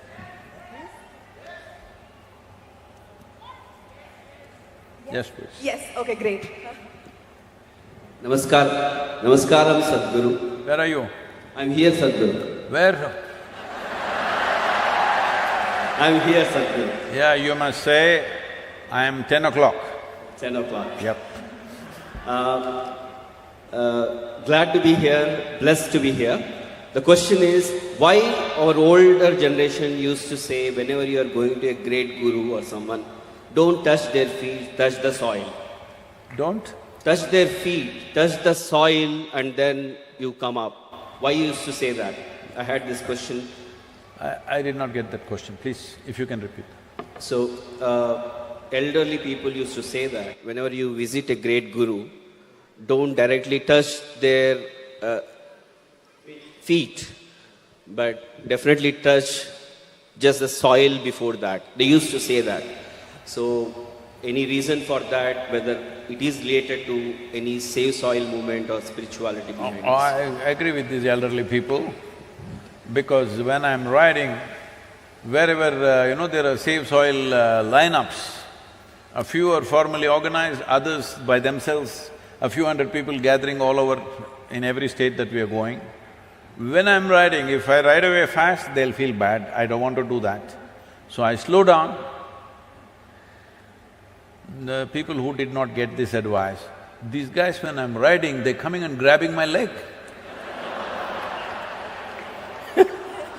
The motorcycle weighs 360 kilograms and they're pulling off my leg like this. They didn't hear this advice. I wish they had spoken more loudly.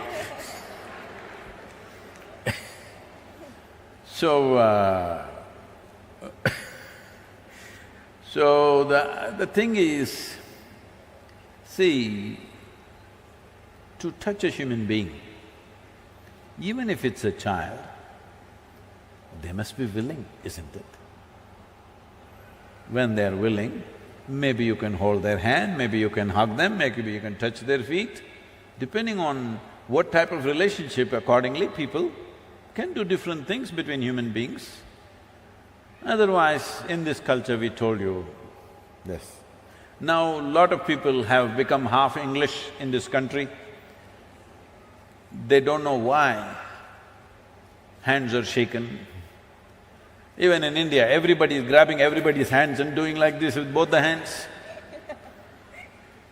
You need to understand this handshaking came because of the cold in England.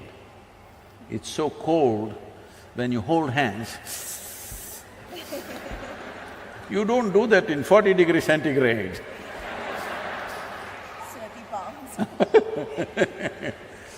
And on top of it, many of them are wearing jackets in 40 degrees centigrade. I was at a corporate meeting, a few years ago in Mumbai. It was a board meeting, they invited me because they wanted some advice on something. And everybody was in their jackets and ties. Outside temperature was around 36, 37.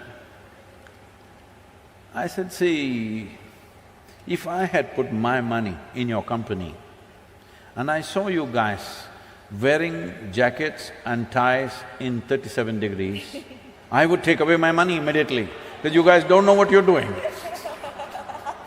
Isn't it? You're supposed to manage everybody's money. You must feel the weather, hello? You must always be sensing for every sign that is there around you, economic signs maybe, business signs, but if you don't even notice the weather, you wear jacket. No, Sadhguru, it is a requirement. Who made the requirement? Who told you it's a requirement? No, it's it is expected. I said, who the hell is expecting, huh? Why are you wearing a tie in India when the temperatures are the way they are? All this is done to prevent cold affecting your throat. You in summer, you're wearing ties and walking around. This is slavery at the core of Indian mind. This needs to go. I was in our tribal school. The government is running a small one-room school in the tribal village. We were educating the children in the ashram, but the government opened a small school, one-room school, one teacher who comes once in a way. And I go there and all these girl children, they're wearing ties like necklaces here. They think it's a kind of a necklace, they were wearing it here. I said, what is this? Why is the state government insisting these girls should wear a tie to the school? Where the hell are we? So I'm saying, it is time we rejig this nation in so many ways. It's good to touch the soil where the Guru has stepped rather than grabbing his feet. So, don't molest the Guru's feet without his permission.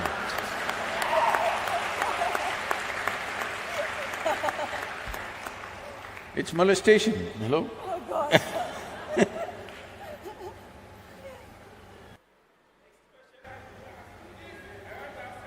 Yeah, get the microphone. Where's the microphone, please?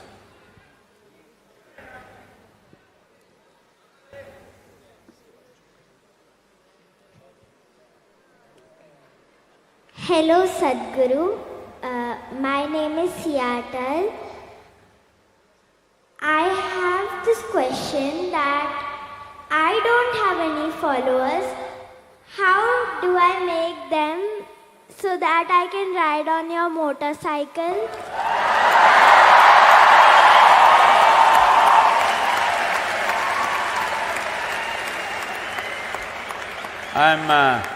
I'm reducing the number from 25 million to just 1,000 for you. If you get me 1,000, you get the ride. 1,000 you can do, I know you're capable of that.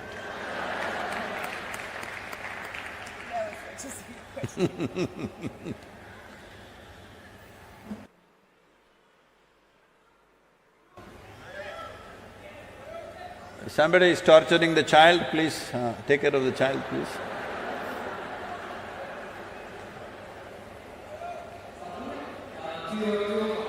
Where are you? Okay. Yeah. Hi Sadhguru, this is Anup Kumar Yama here. I'm the world champion gold medalist in Arjuna Awadi in roller skating. What did he say? I'm sorry, I'm not able to get it.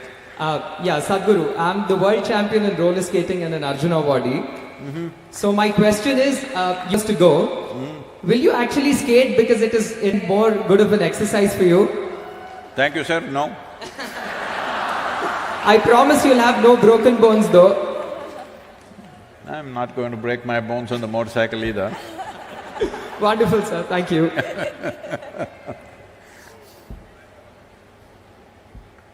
I told you it's capped at 275. What are you capped at?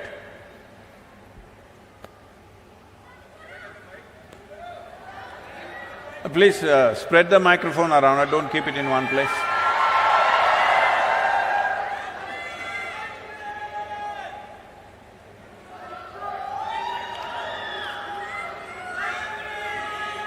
I do this quick. Where is the microphone, please? 2 o'clock again. Thank God I got the mic.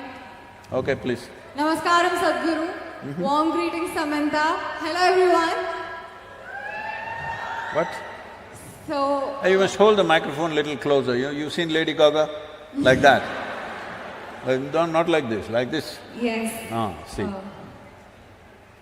Sadhguru, my question is, why is there a difference in the receptivity level when spiritual seekers or when spiritual gurus speak? I hope you got the question. Which is why I brought my cue cards as well. Huh? Which is why I brought my cue cards. See, you should have brought the cue card like Samantha. Okay, let me give you one example. I've been in satsang. When an online satsang happens, I see many spiritual seekers making different kind of sounds, but I don't feel that way. I just feel blissful. Can you answer my question? Thank you, Sadhguru. So they are all freaking, why am I not freaking? That's a question.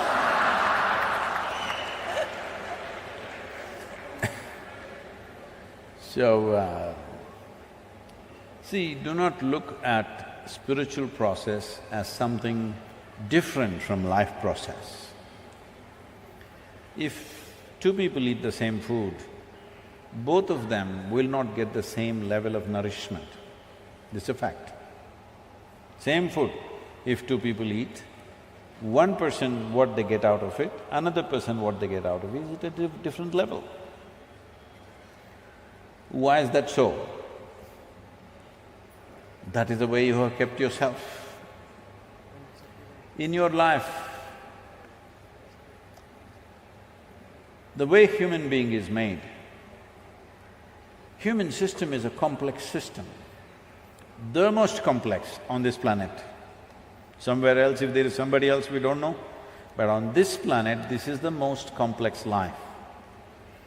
The most complex life means, in terms of evolution, you are the flower of evolution. Compared to all the other creatures, this is the flower of evolutionary process. A flower that bloomed after millions of years of, I will say, R&D work. Research and development happened from an amoeba to who you are now. How much work? How many capabilities? How many sensitivities?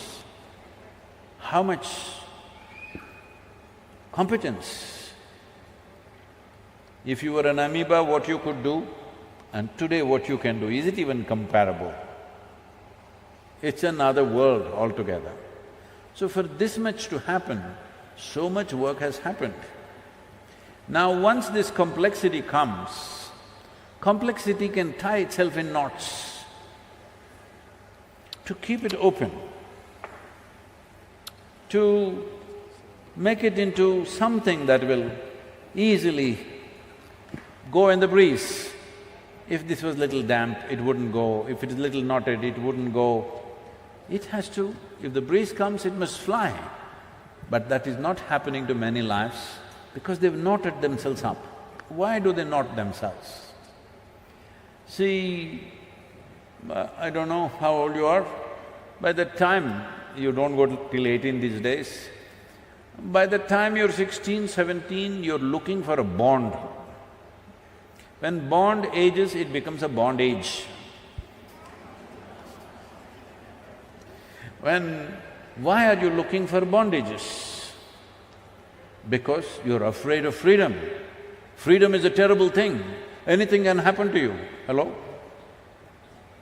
Freedom is a terrible thing because anything can happen to you. People come to me and say, Sadhguru, please bless us, nothing should happen to me. Say, hey, what kind of blessing is this? Let everything happen to you, huh? Let everything that can happen in life happen to you. What is it? Nothing should happen to you means you must be dead. Why are you even alive? So essentially, this is a hangover from the past. Right now, human being is in that state. Like if you kept a bird in a cage for many years and one day you took away the door. But the bird just sits there because food comes there, it's safe, it need not do all this nonsense. Lot of work, hello? Flying is a lot of work, isn't it? Simply you can sit there and do kiki, pee and eat. That's what most human beings are choosing to do. What is safe? Householders, holding on to the house because it's safe. I'm not against your house. You need a house as a human being, you can't sleep under a tree. You need a house, but you should live in the house, not holding it. In your mind, if you're holding on to it, then you are a caged bird. As I told you, I know people who are 80, 90 years of age, they can't come for 3 days, they want to come desperately, Sadhguru, I want to come and be in your presence. They come, what is the problem? But my house… You are not a householder, house is holding you. So, like this you hold on to many things because you don't know. You are in the middle of nowhere, I want you to grasp this. Right now you're in the stadium, it's okay. Actually, if you look at it, you're on a tiny little mud ball that you call as planet Earth. You don't know where the hell it is floating in this cosmos, where it is going, whether it's going or not, whether it'll be there the next moment or not, you don't know. Do you know? Hello? Does anybody know, I'm asking? No. Does any scientist know? Does somebody else know? Nobody knows. But here we are sitting and fine, out of ignorance, not out of knowledge. Simply we think we are fine, we are forever. Don't worry, everything will be okay, don't worry, be happy, all kinds of stuff. No, the beauty of life is to know all the possibilities and still not to be perturbed or disturbed by that. Not knowing anything and you're okay, that's okay for a child. If you stay that way, we call you a retard. Yes, I know it's a harsh word to use, but that is the case. Because keeping yourself ignorant and thinking you're innocent is a retarded way of existence, isn't it? Hello? Am I saying harsh things to you? I'm like this, I'm horrible only, what to do? Because I'm not here to say sweet things and put you to sleep. I'm here to awaken people.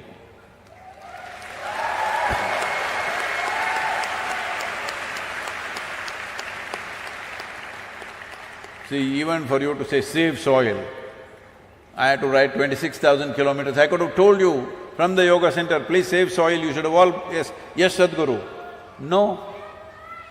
30 years I've spoken, nothing.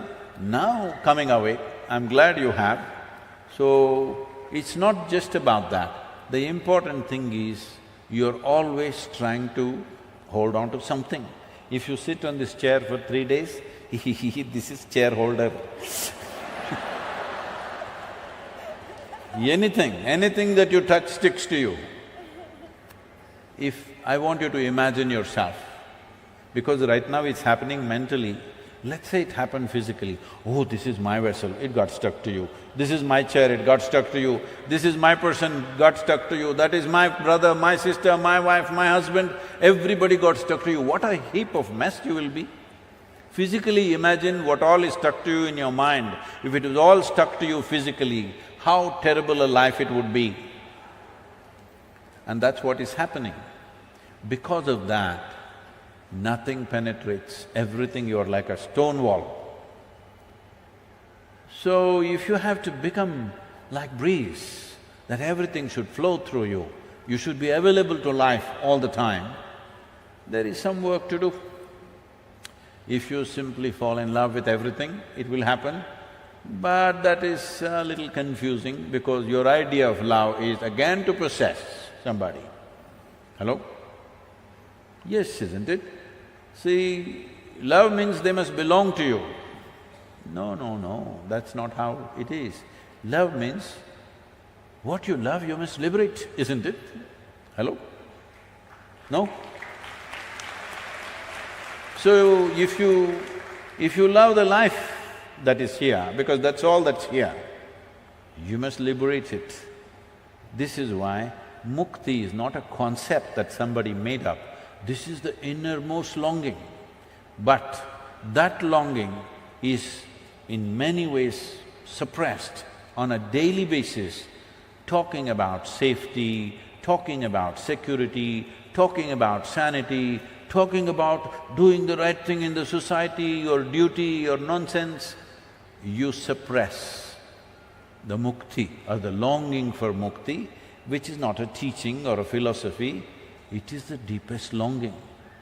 If I keep you imprisoned in a 5x5 cubicle, you will want to become free desperately, isn't it?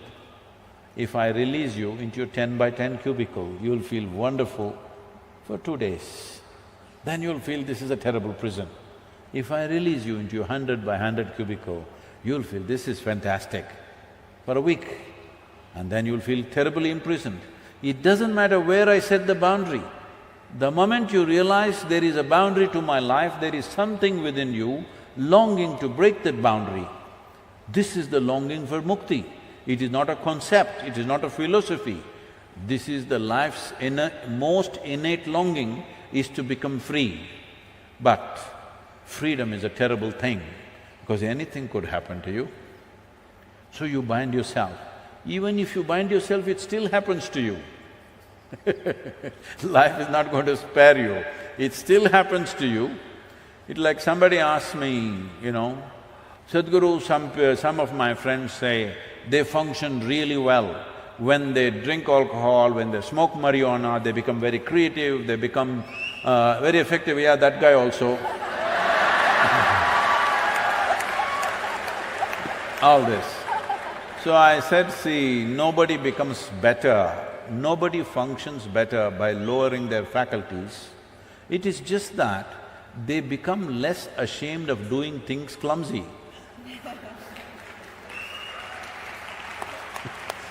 Alcohol takes away shame.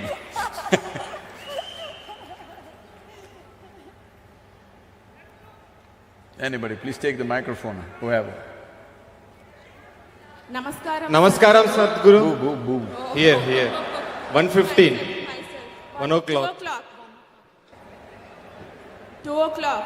Okay. Namaskaram, Sadhguru.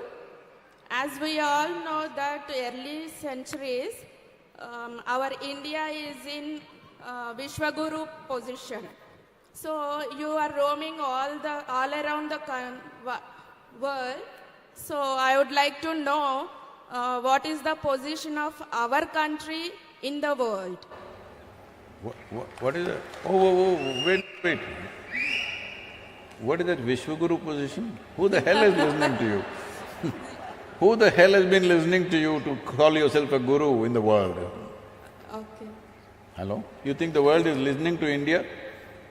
Yeah, before that, many we have listened about it, that Vishwaguru is our India.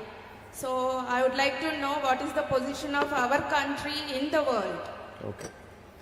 So, we Yes, in the past, people have respected this nation for the wisdom and knowledge that this land exuded. As I said earlier, that is mainly because we were protected by two geographical features of the day. One is the Himalayas, another is the Indian Ocean. It is because of this we called ourselves Hindus. Himalaya and Indusagara, between that, the land that lies is Hindu land or Hindustan, because we got protected by this. Everywhere else, across Europe, Central Asia, warlords were fighting constantly, raping, looting, burning each other's habitations. But we were in a peaceful place because they couldn't cross Himalayas, nor did they have the means to cross the Indian Ocean and get here. Once they managed to cross Himalayas, after that you know what happened in the last 1,000 years, all right? So, because of that kind of protected geography, we invested in science, mathematics, music, spiritual process in a very big way. But at the same time, we did not produce fighting men. For that we paid the price. Now we have realized that and doing whatever we are doing, it's fine. So, yes, it is true at one time anything spiritual, anything profound means look towards India was a natural process. But I don't think we have that right now. We must gain it once again because we still have the possibility, we still have the fundamentals for that. We have the fundamentals, but we have to build on it. But there is a problem of, as I said, all sorts of people going and setting up spiritual centers in the West and doing some silly things and getting ridiculous amount of bad press out there. And what I have seen is, now it is different wherever I go, every door is open in the world. But in the last 30 years, every door was closed. A university, a conference, important events in the world, everything was closed for an Indian guru because people who went ahead of me had made sure that everything is sealed. Really, you had to really work hard and prove your worth, otherwise nobody would open a door for you. Today, everybody wants us, that's different, but unfortunately this has happened. A guru is a four-letter word, it's a bad word. What, you're a guru? They say, oh Sadhguru, you don't look like a guru. You don't talk like a guru. How is a guru supposed to talk? Oh, they're supposed to say some inane stupid things that nobody understands. Yes, really, openly, some top influencers in United States telling me this. A guru is supposed to say some inane, miserable things that nobody understands and nobody cares. Only in his community, people who don't know how to read that book, when he reads the book, they're listening to him.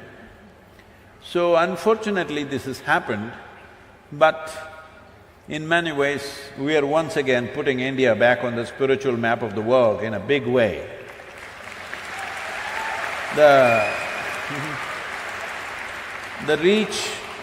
The reach across Africa, South America, North America, Europe, Central Asia is like almost 100%. I must tell you this incident. I was in Côte d'Ivoire, or it's called as Ivory Coast. I was in Abidjan, which is the capital. I was there for the COP15. My Saudi Arabian visa was not cleared. So, because I had time there, I went to the agency which was issuing this visa, but they wanted my fingerprints, so I had to go there. So this was in some inside locality, not a proper embassy. So I went there and I was coming out, somebody else was driving the car. I was sitting in the front seat. It was around 11:30, 12 in the morning, noon time. One guy was sitting there on the street side, on the floor. This is the kind of guy who is drunk by 11 o'clock in the morning. Or like that whistling boy. He's either smoked up or drunk, that kind of guy. Sitting there on the floor, on the street, on the sidewalk. He looks at me and says, seriously, Sadhguru? I thought, this is it.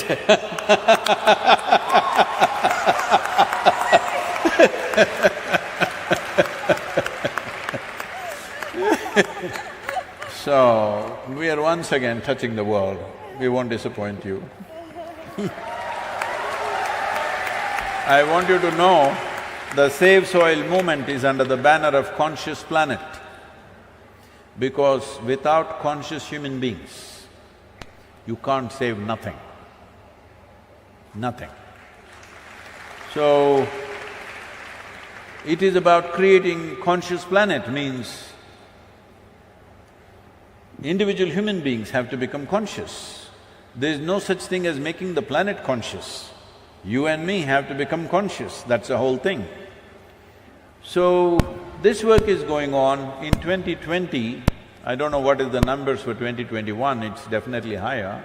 In 2020, our video views touched 2.4 billion. And I am not a beautiful superstar like you. Just like that, talking little sense, because there is that much thirst in the world. There is that much longing in human beings wanting to know something. When that longing is there, we should not disappoint them. And above all, this is the first time in the history of humanity that we can sit here and talk to the entire world. Many great beings have come. When they spoke, hardly 10 people could hear them. This is the first time we can sit here and talk to the entire world. When we have tools and technologies and possibilities like this, if we do not transform the world, it shows that we don't care enough.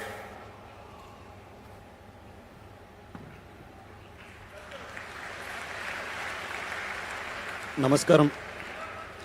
Hello sir, like this. Hello sir, hello ma'am. So my question to you is, what on an individual level can… Ask her also, huh? Yeah, I think it's for both of you, sir, Okay. ma'am. So what on an individual level can I contribute to make a difference and to save soil? Like, what is the basic contribution can I make as an individual? Because I'm not like a great person like you or ma'am. So, like a common man, what can I do? A small thing to save soil. See, please. One thing is, you being a common man is a lie. First thing, you're not a man. Another thing is, you're not common. I don't see anybody else like you, so you're not common. I know in your life, within yourself, you're very special for your own life, isn't it? Hello? Let's be straight about this. Within your own home, you are a very special person. If somebody treats you in a common way, will you take it? No. So don't use those things are said in political rallies. It's okay. There is no common man in the world. If you meet him in a private space, he's a very special guy. So don't describe yourself like that. You're doing this… I'm sorry, I'm being a little like this, because I'm using this question to prick everybody, not just you. You're doing this as to how I can do less. Because everybody says, Sadhguru, but I am only human. Arey, being a human means being on top of the world.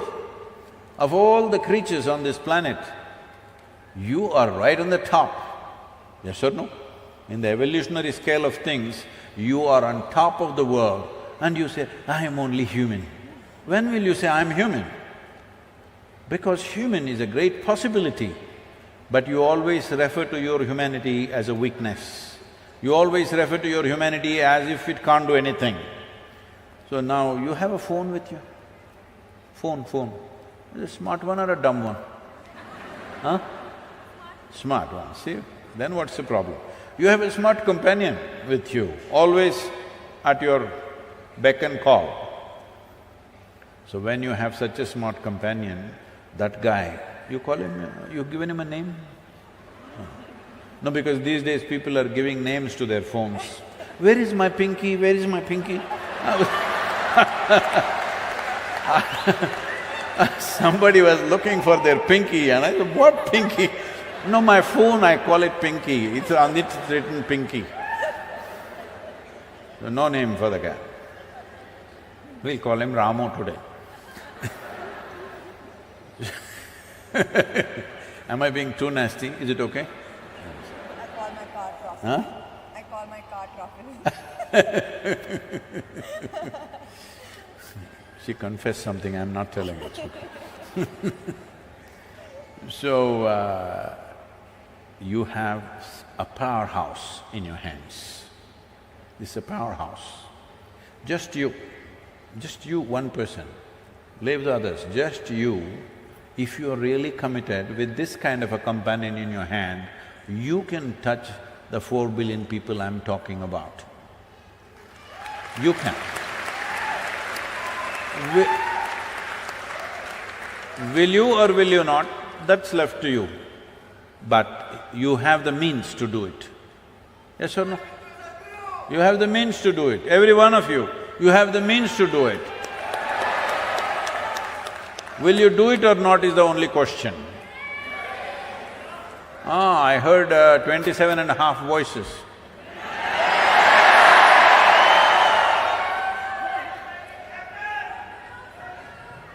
So, once you have this kind of means, if you really want to do something, there is nobody can stop you from doing this.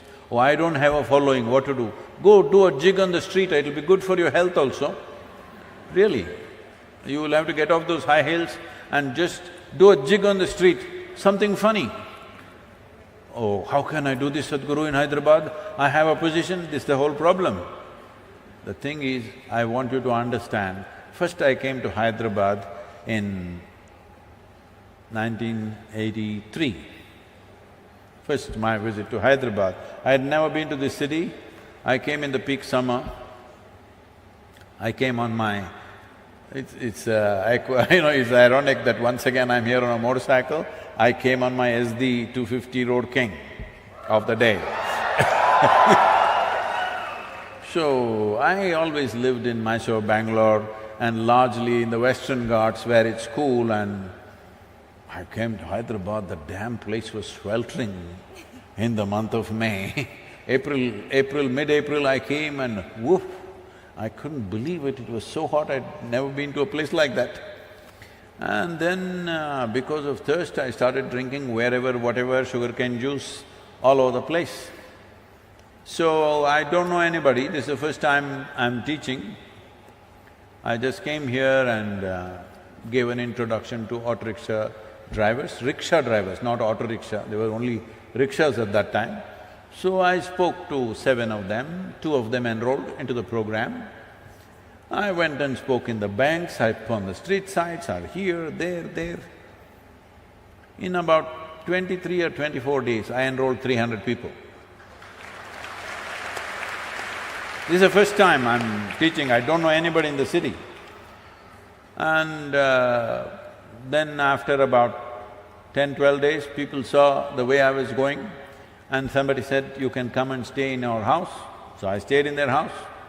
They put me in the outside veranda, I stayed there and the mosquitoes were too much, so I went and stepped in the ISKCON temple for about 7 days. I ate the food that they gave me. I didn't have to do these things. I come from a reasonably good family where they would have taken care of me if I want. But this is the way it was done. Then I caught some infection because drinking all kinds of things all over the place. So I was running temperature, but I was still going on giving introductions. There was one hotel called Taj Mahal, is it still there? What is that? Chikkadpalli, yeah? What is that? What is that? That old railway station. What? Yes. Namak… Yeah, that one. Been a long time. So, they wouldn't give me a hall. They had one stupid-looking hall, but that stupid-looking hall they wouldn't give me. It had all kinds of round lamps hanging. I thought this is the most ridiculous place, but I needed a hall, they wouldn't give me. After much coaxing, they gave me the terrace. So, after nearly a month of campaigning, and I'm running temperature for almost 20 days, I've lost almost like 7 kilograms. I never was excess weight. I was from the age of 19 till today, I'm still the same weight. But 7 kilograms I lost in Hyderabad, you must give it back to me. Sangeeta just sent one meal to me today. I must get back those 7 kilograms. So I came and stood here in Taj Mahal, this thing, like on the terrace. Over 350 people had gathered and I was sweating profusely. My clothes were dripping with sweat because I'm running such high temperature and weather was also reasonably warm. And I went on. These are all 3-hour sessions at that time. They looked at me and then somebody asked, "We can see you're not well. You're sweating and you're running high temperature, and why are you doing this?" I said, "Because of you guys, because you don't get it. I've spoken to you already, you didn't get it, so I'm speaking to you again." Out of this 350 people, 327 people enrolled for my program, for 14-day program. I'm saying this to you because if you realize that what you're doing is significant, if it's really significant, whatever it takes, you must do it, isn't it? So I'm just asking you, is this cause of soil really significant for you or is just Save Soil is an entertainment for you? You must make up your mind. Hello? Is it significant for you? If it's significant, you must just make it happen. What does it take? I don't know what it takes, whatever the hell it takes. If it's significant, you must make it happen. Yes, I was doing, but one volunteer, what he said, "Sadhguru, I just came to touch your feet. He pushed me, Sadhguru, I'm not coming anymore." Arre! Every day I have people like this. People come to me, it's a volunteer organization, over 17 million volunteers. And no, don't clap because volunteer organization means nobody knows what the hell to do. Everybody is enthusiastic, but nobody knows. Like I said, when I'm riding, they're super enthusiastic, they're coming and pulling my leg like this. They're enthusiastic, they're very wonderful people, but they don't know what to do. How to manage them and get work done efficiently. You come to any of our events, not one event ever fails. In the last 35–40 years, not a single event. So, they do really wonderful things. This Save Soil movement, I did not speak to our volunteers, including nobody in Isha was spoken to till 3rd of January. I started this Conscious Planet Foundation in United States 2 years ago. I've been working with just 8 people, trying to figure out a few things. Only on 3rd January, I called about 15–20 core volunteers in the ashram and told them, we're going to do this international. So, there is no time, let's do it in 2023. How can we do it in March 21st? Just 2.5 months, not possible. I said, this is 2022, it's happening. Then some of the people, even in the core group, started saying, no, Isha cannot do this. These are all volunteers, how can they do this? There's so many complexities. Going through 27 countries through borders, you don't know how many complexities are there. Because of the war, the route changed 3 times. And because of this extra 1,700–1,800 kilometers we did, which we had to accommodate in the existing schedule which was there, all this seamlessly, our volunteers, without a single hitch till this moment.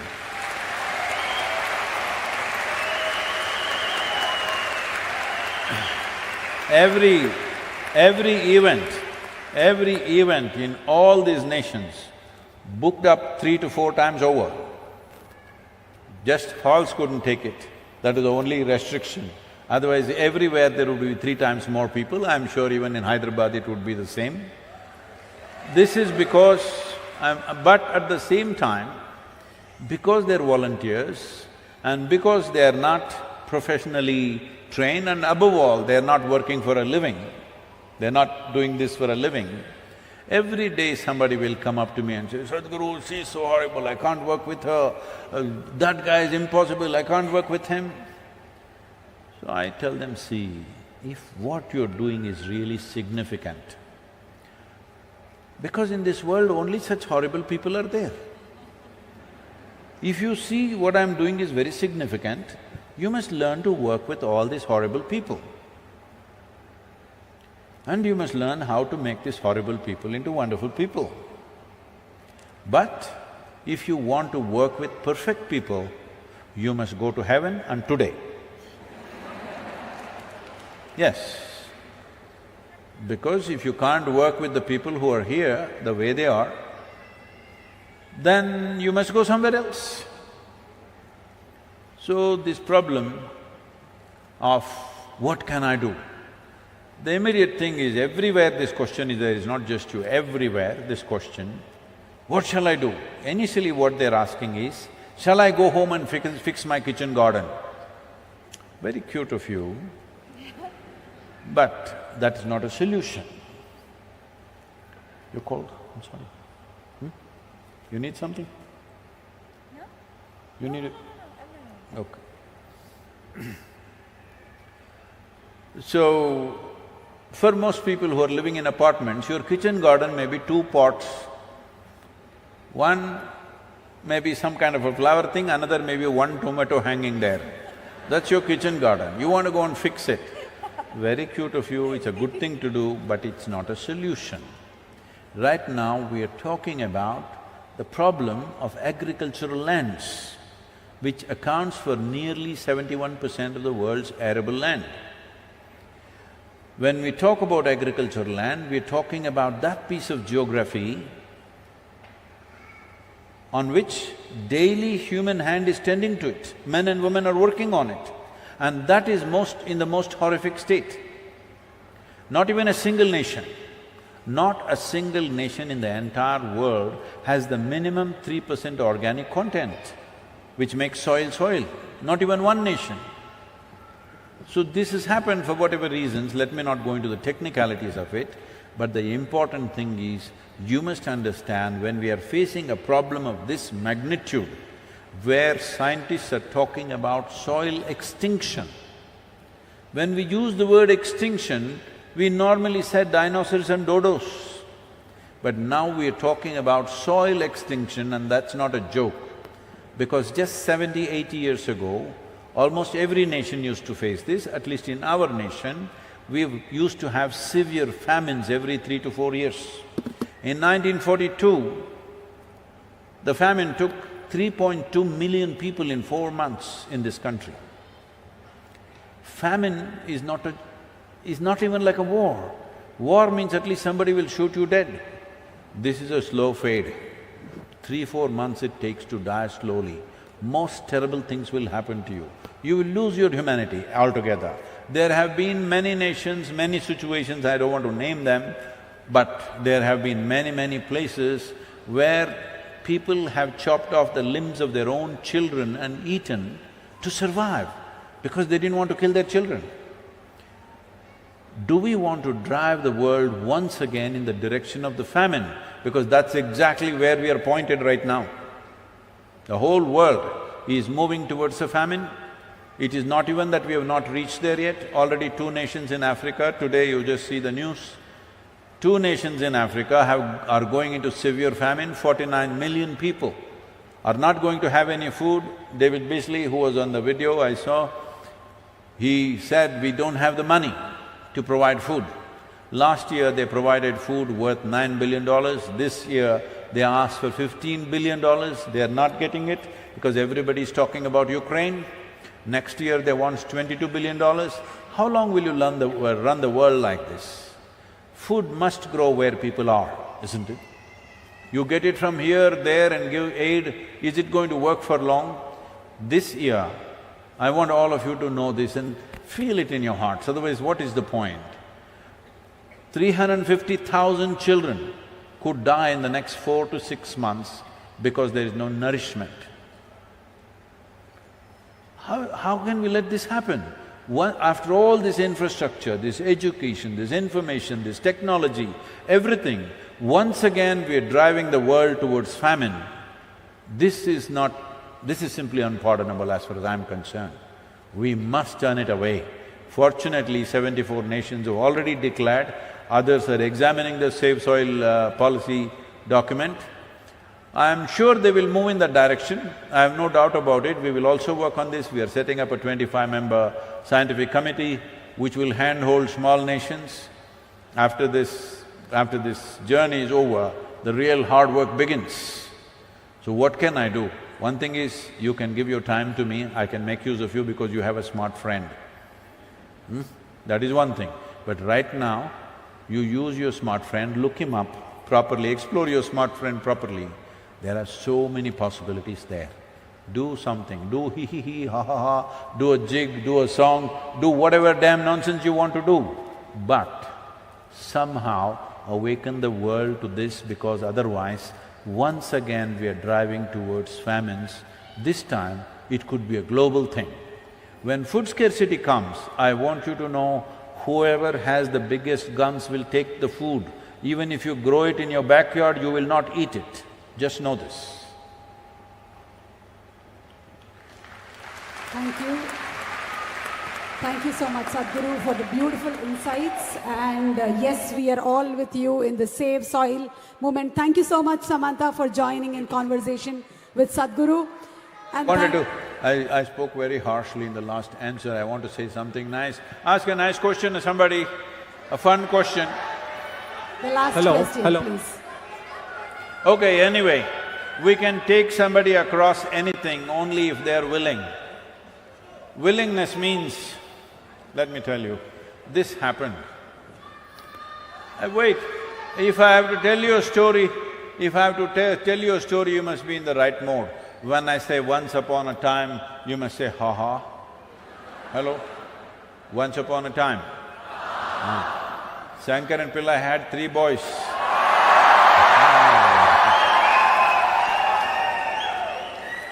And one day, because he was in Telangana, one day he called his boys and said, "You good-for-nothing people," am I pronouncing it properly?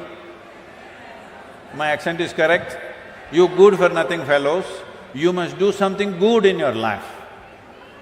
The boys asked, the Telangana boys, they asked, "Father, what is good? We don't know what is good, how to do good." They said, "You don't know what is good? Do something good." "But we don't know what is good, how to do good." "Do something, go out, help an old lady to cross the street, do something like that." So then the boys went out. In the evening they came back.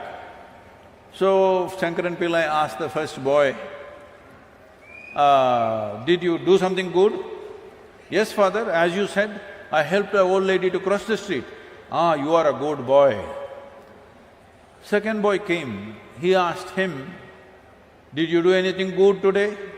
"Yes, father, I helped an old lady to cross the street." "You also found another old lady?" Then the third boy came, he asked, "What did you do?" "I helped an old lady to cross the street, father." "What, all 3 of you found 3 old ladies to cross the street?" No, father, not just 3 of us, we also called our cousin Ramu. Because you don't know, these old ladies are so stubborn, she just wouldn't cross. So you can only help people who are willing. Are you willing? Save soil, let's make it happen. And thank you very much, Samantha, to be here and make this happen. Thank you very much. La la la la la la la. La la la la la la la. La la la la la la la. La la la la la la. Whatever. La la la la la. La la la la la la. La la la la la la. La la la la la. This very body is soil. My body, your body, everybody is just soil body.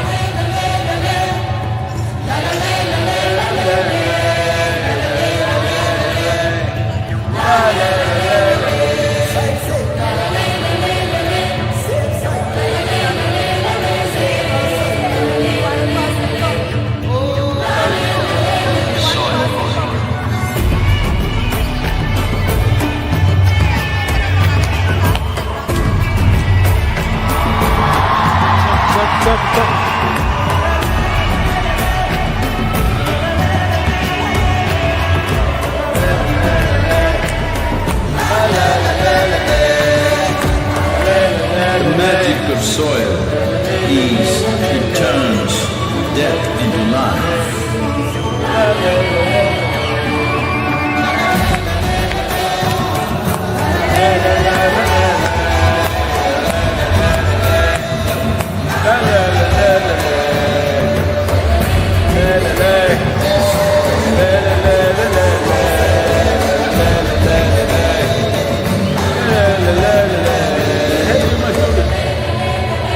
Depleted soils will not quench the fire of hunger.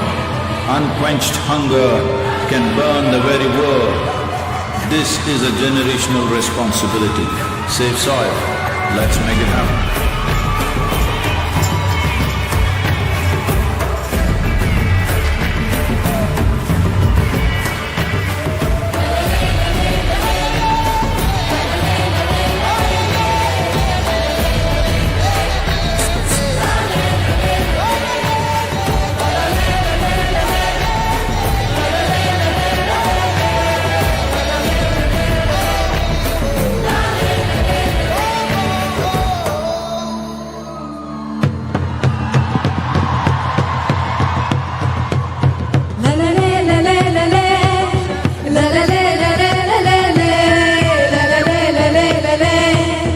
la la la la la la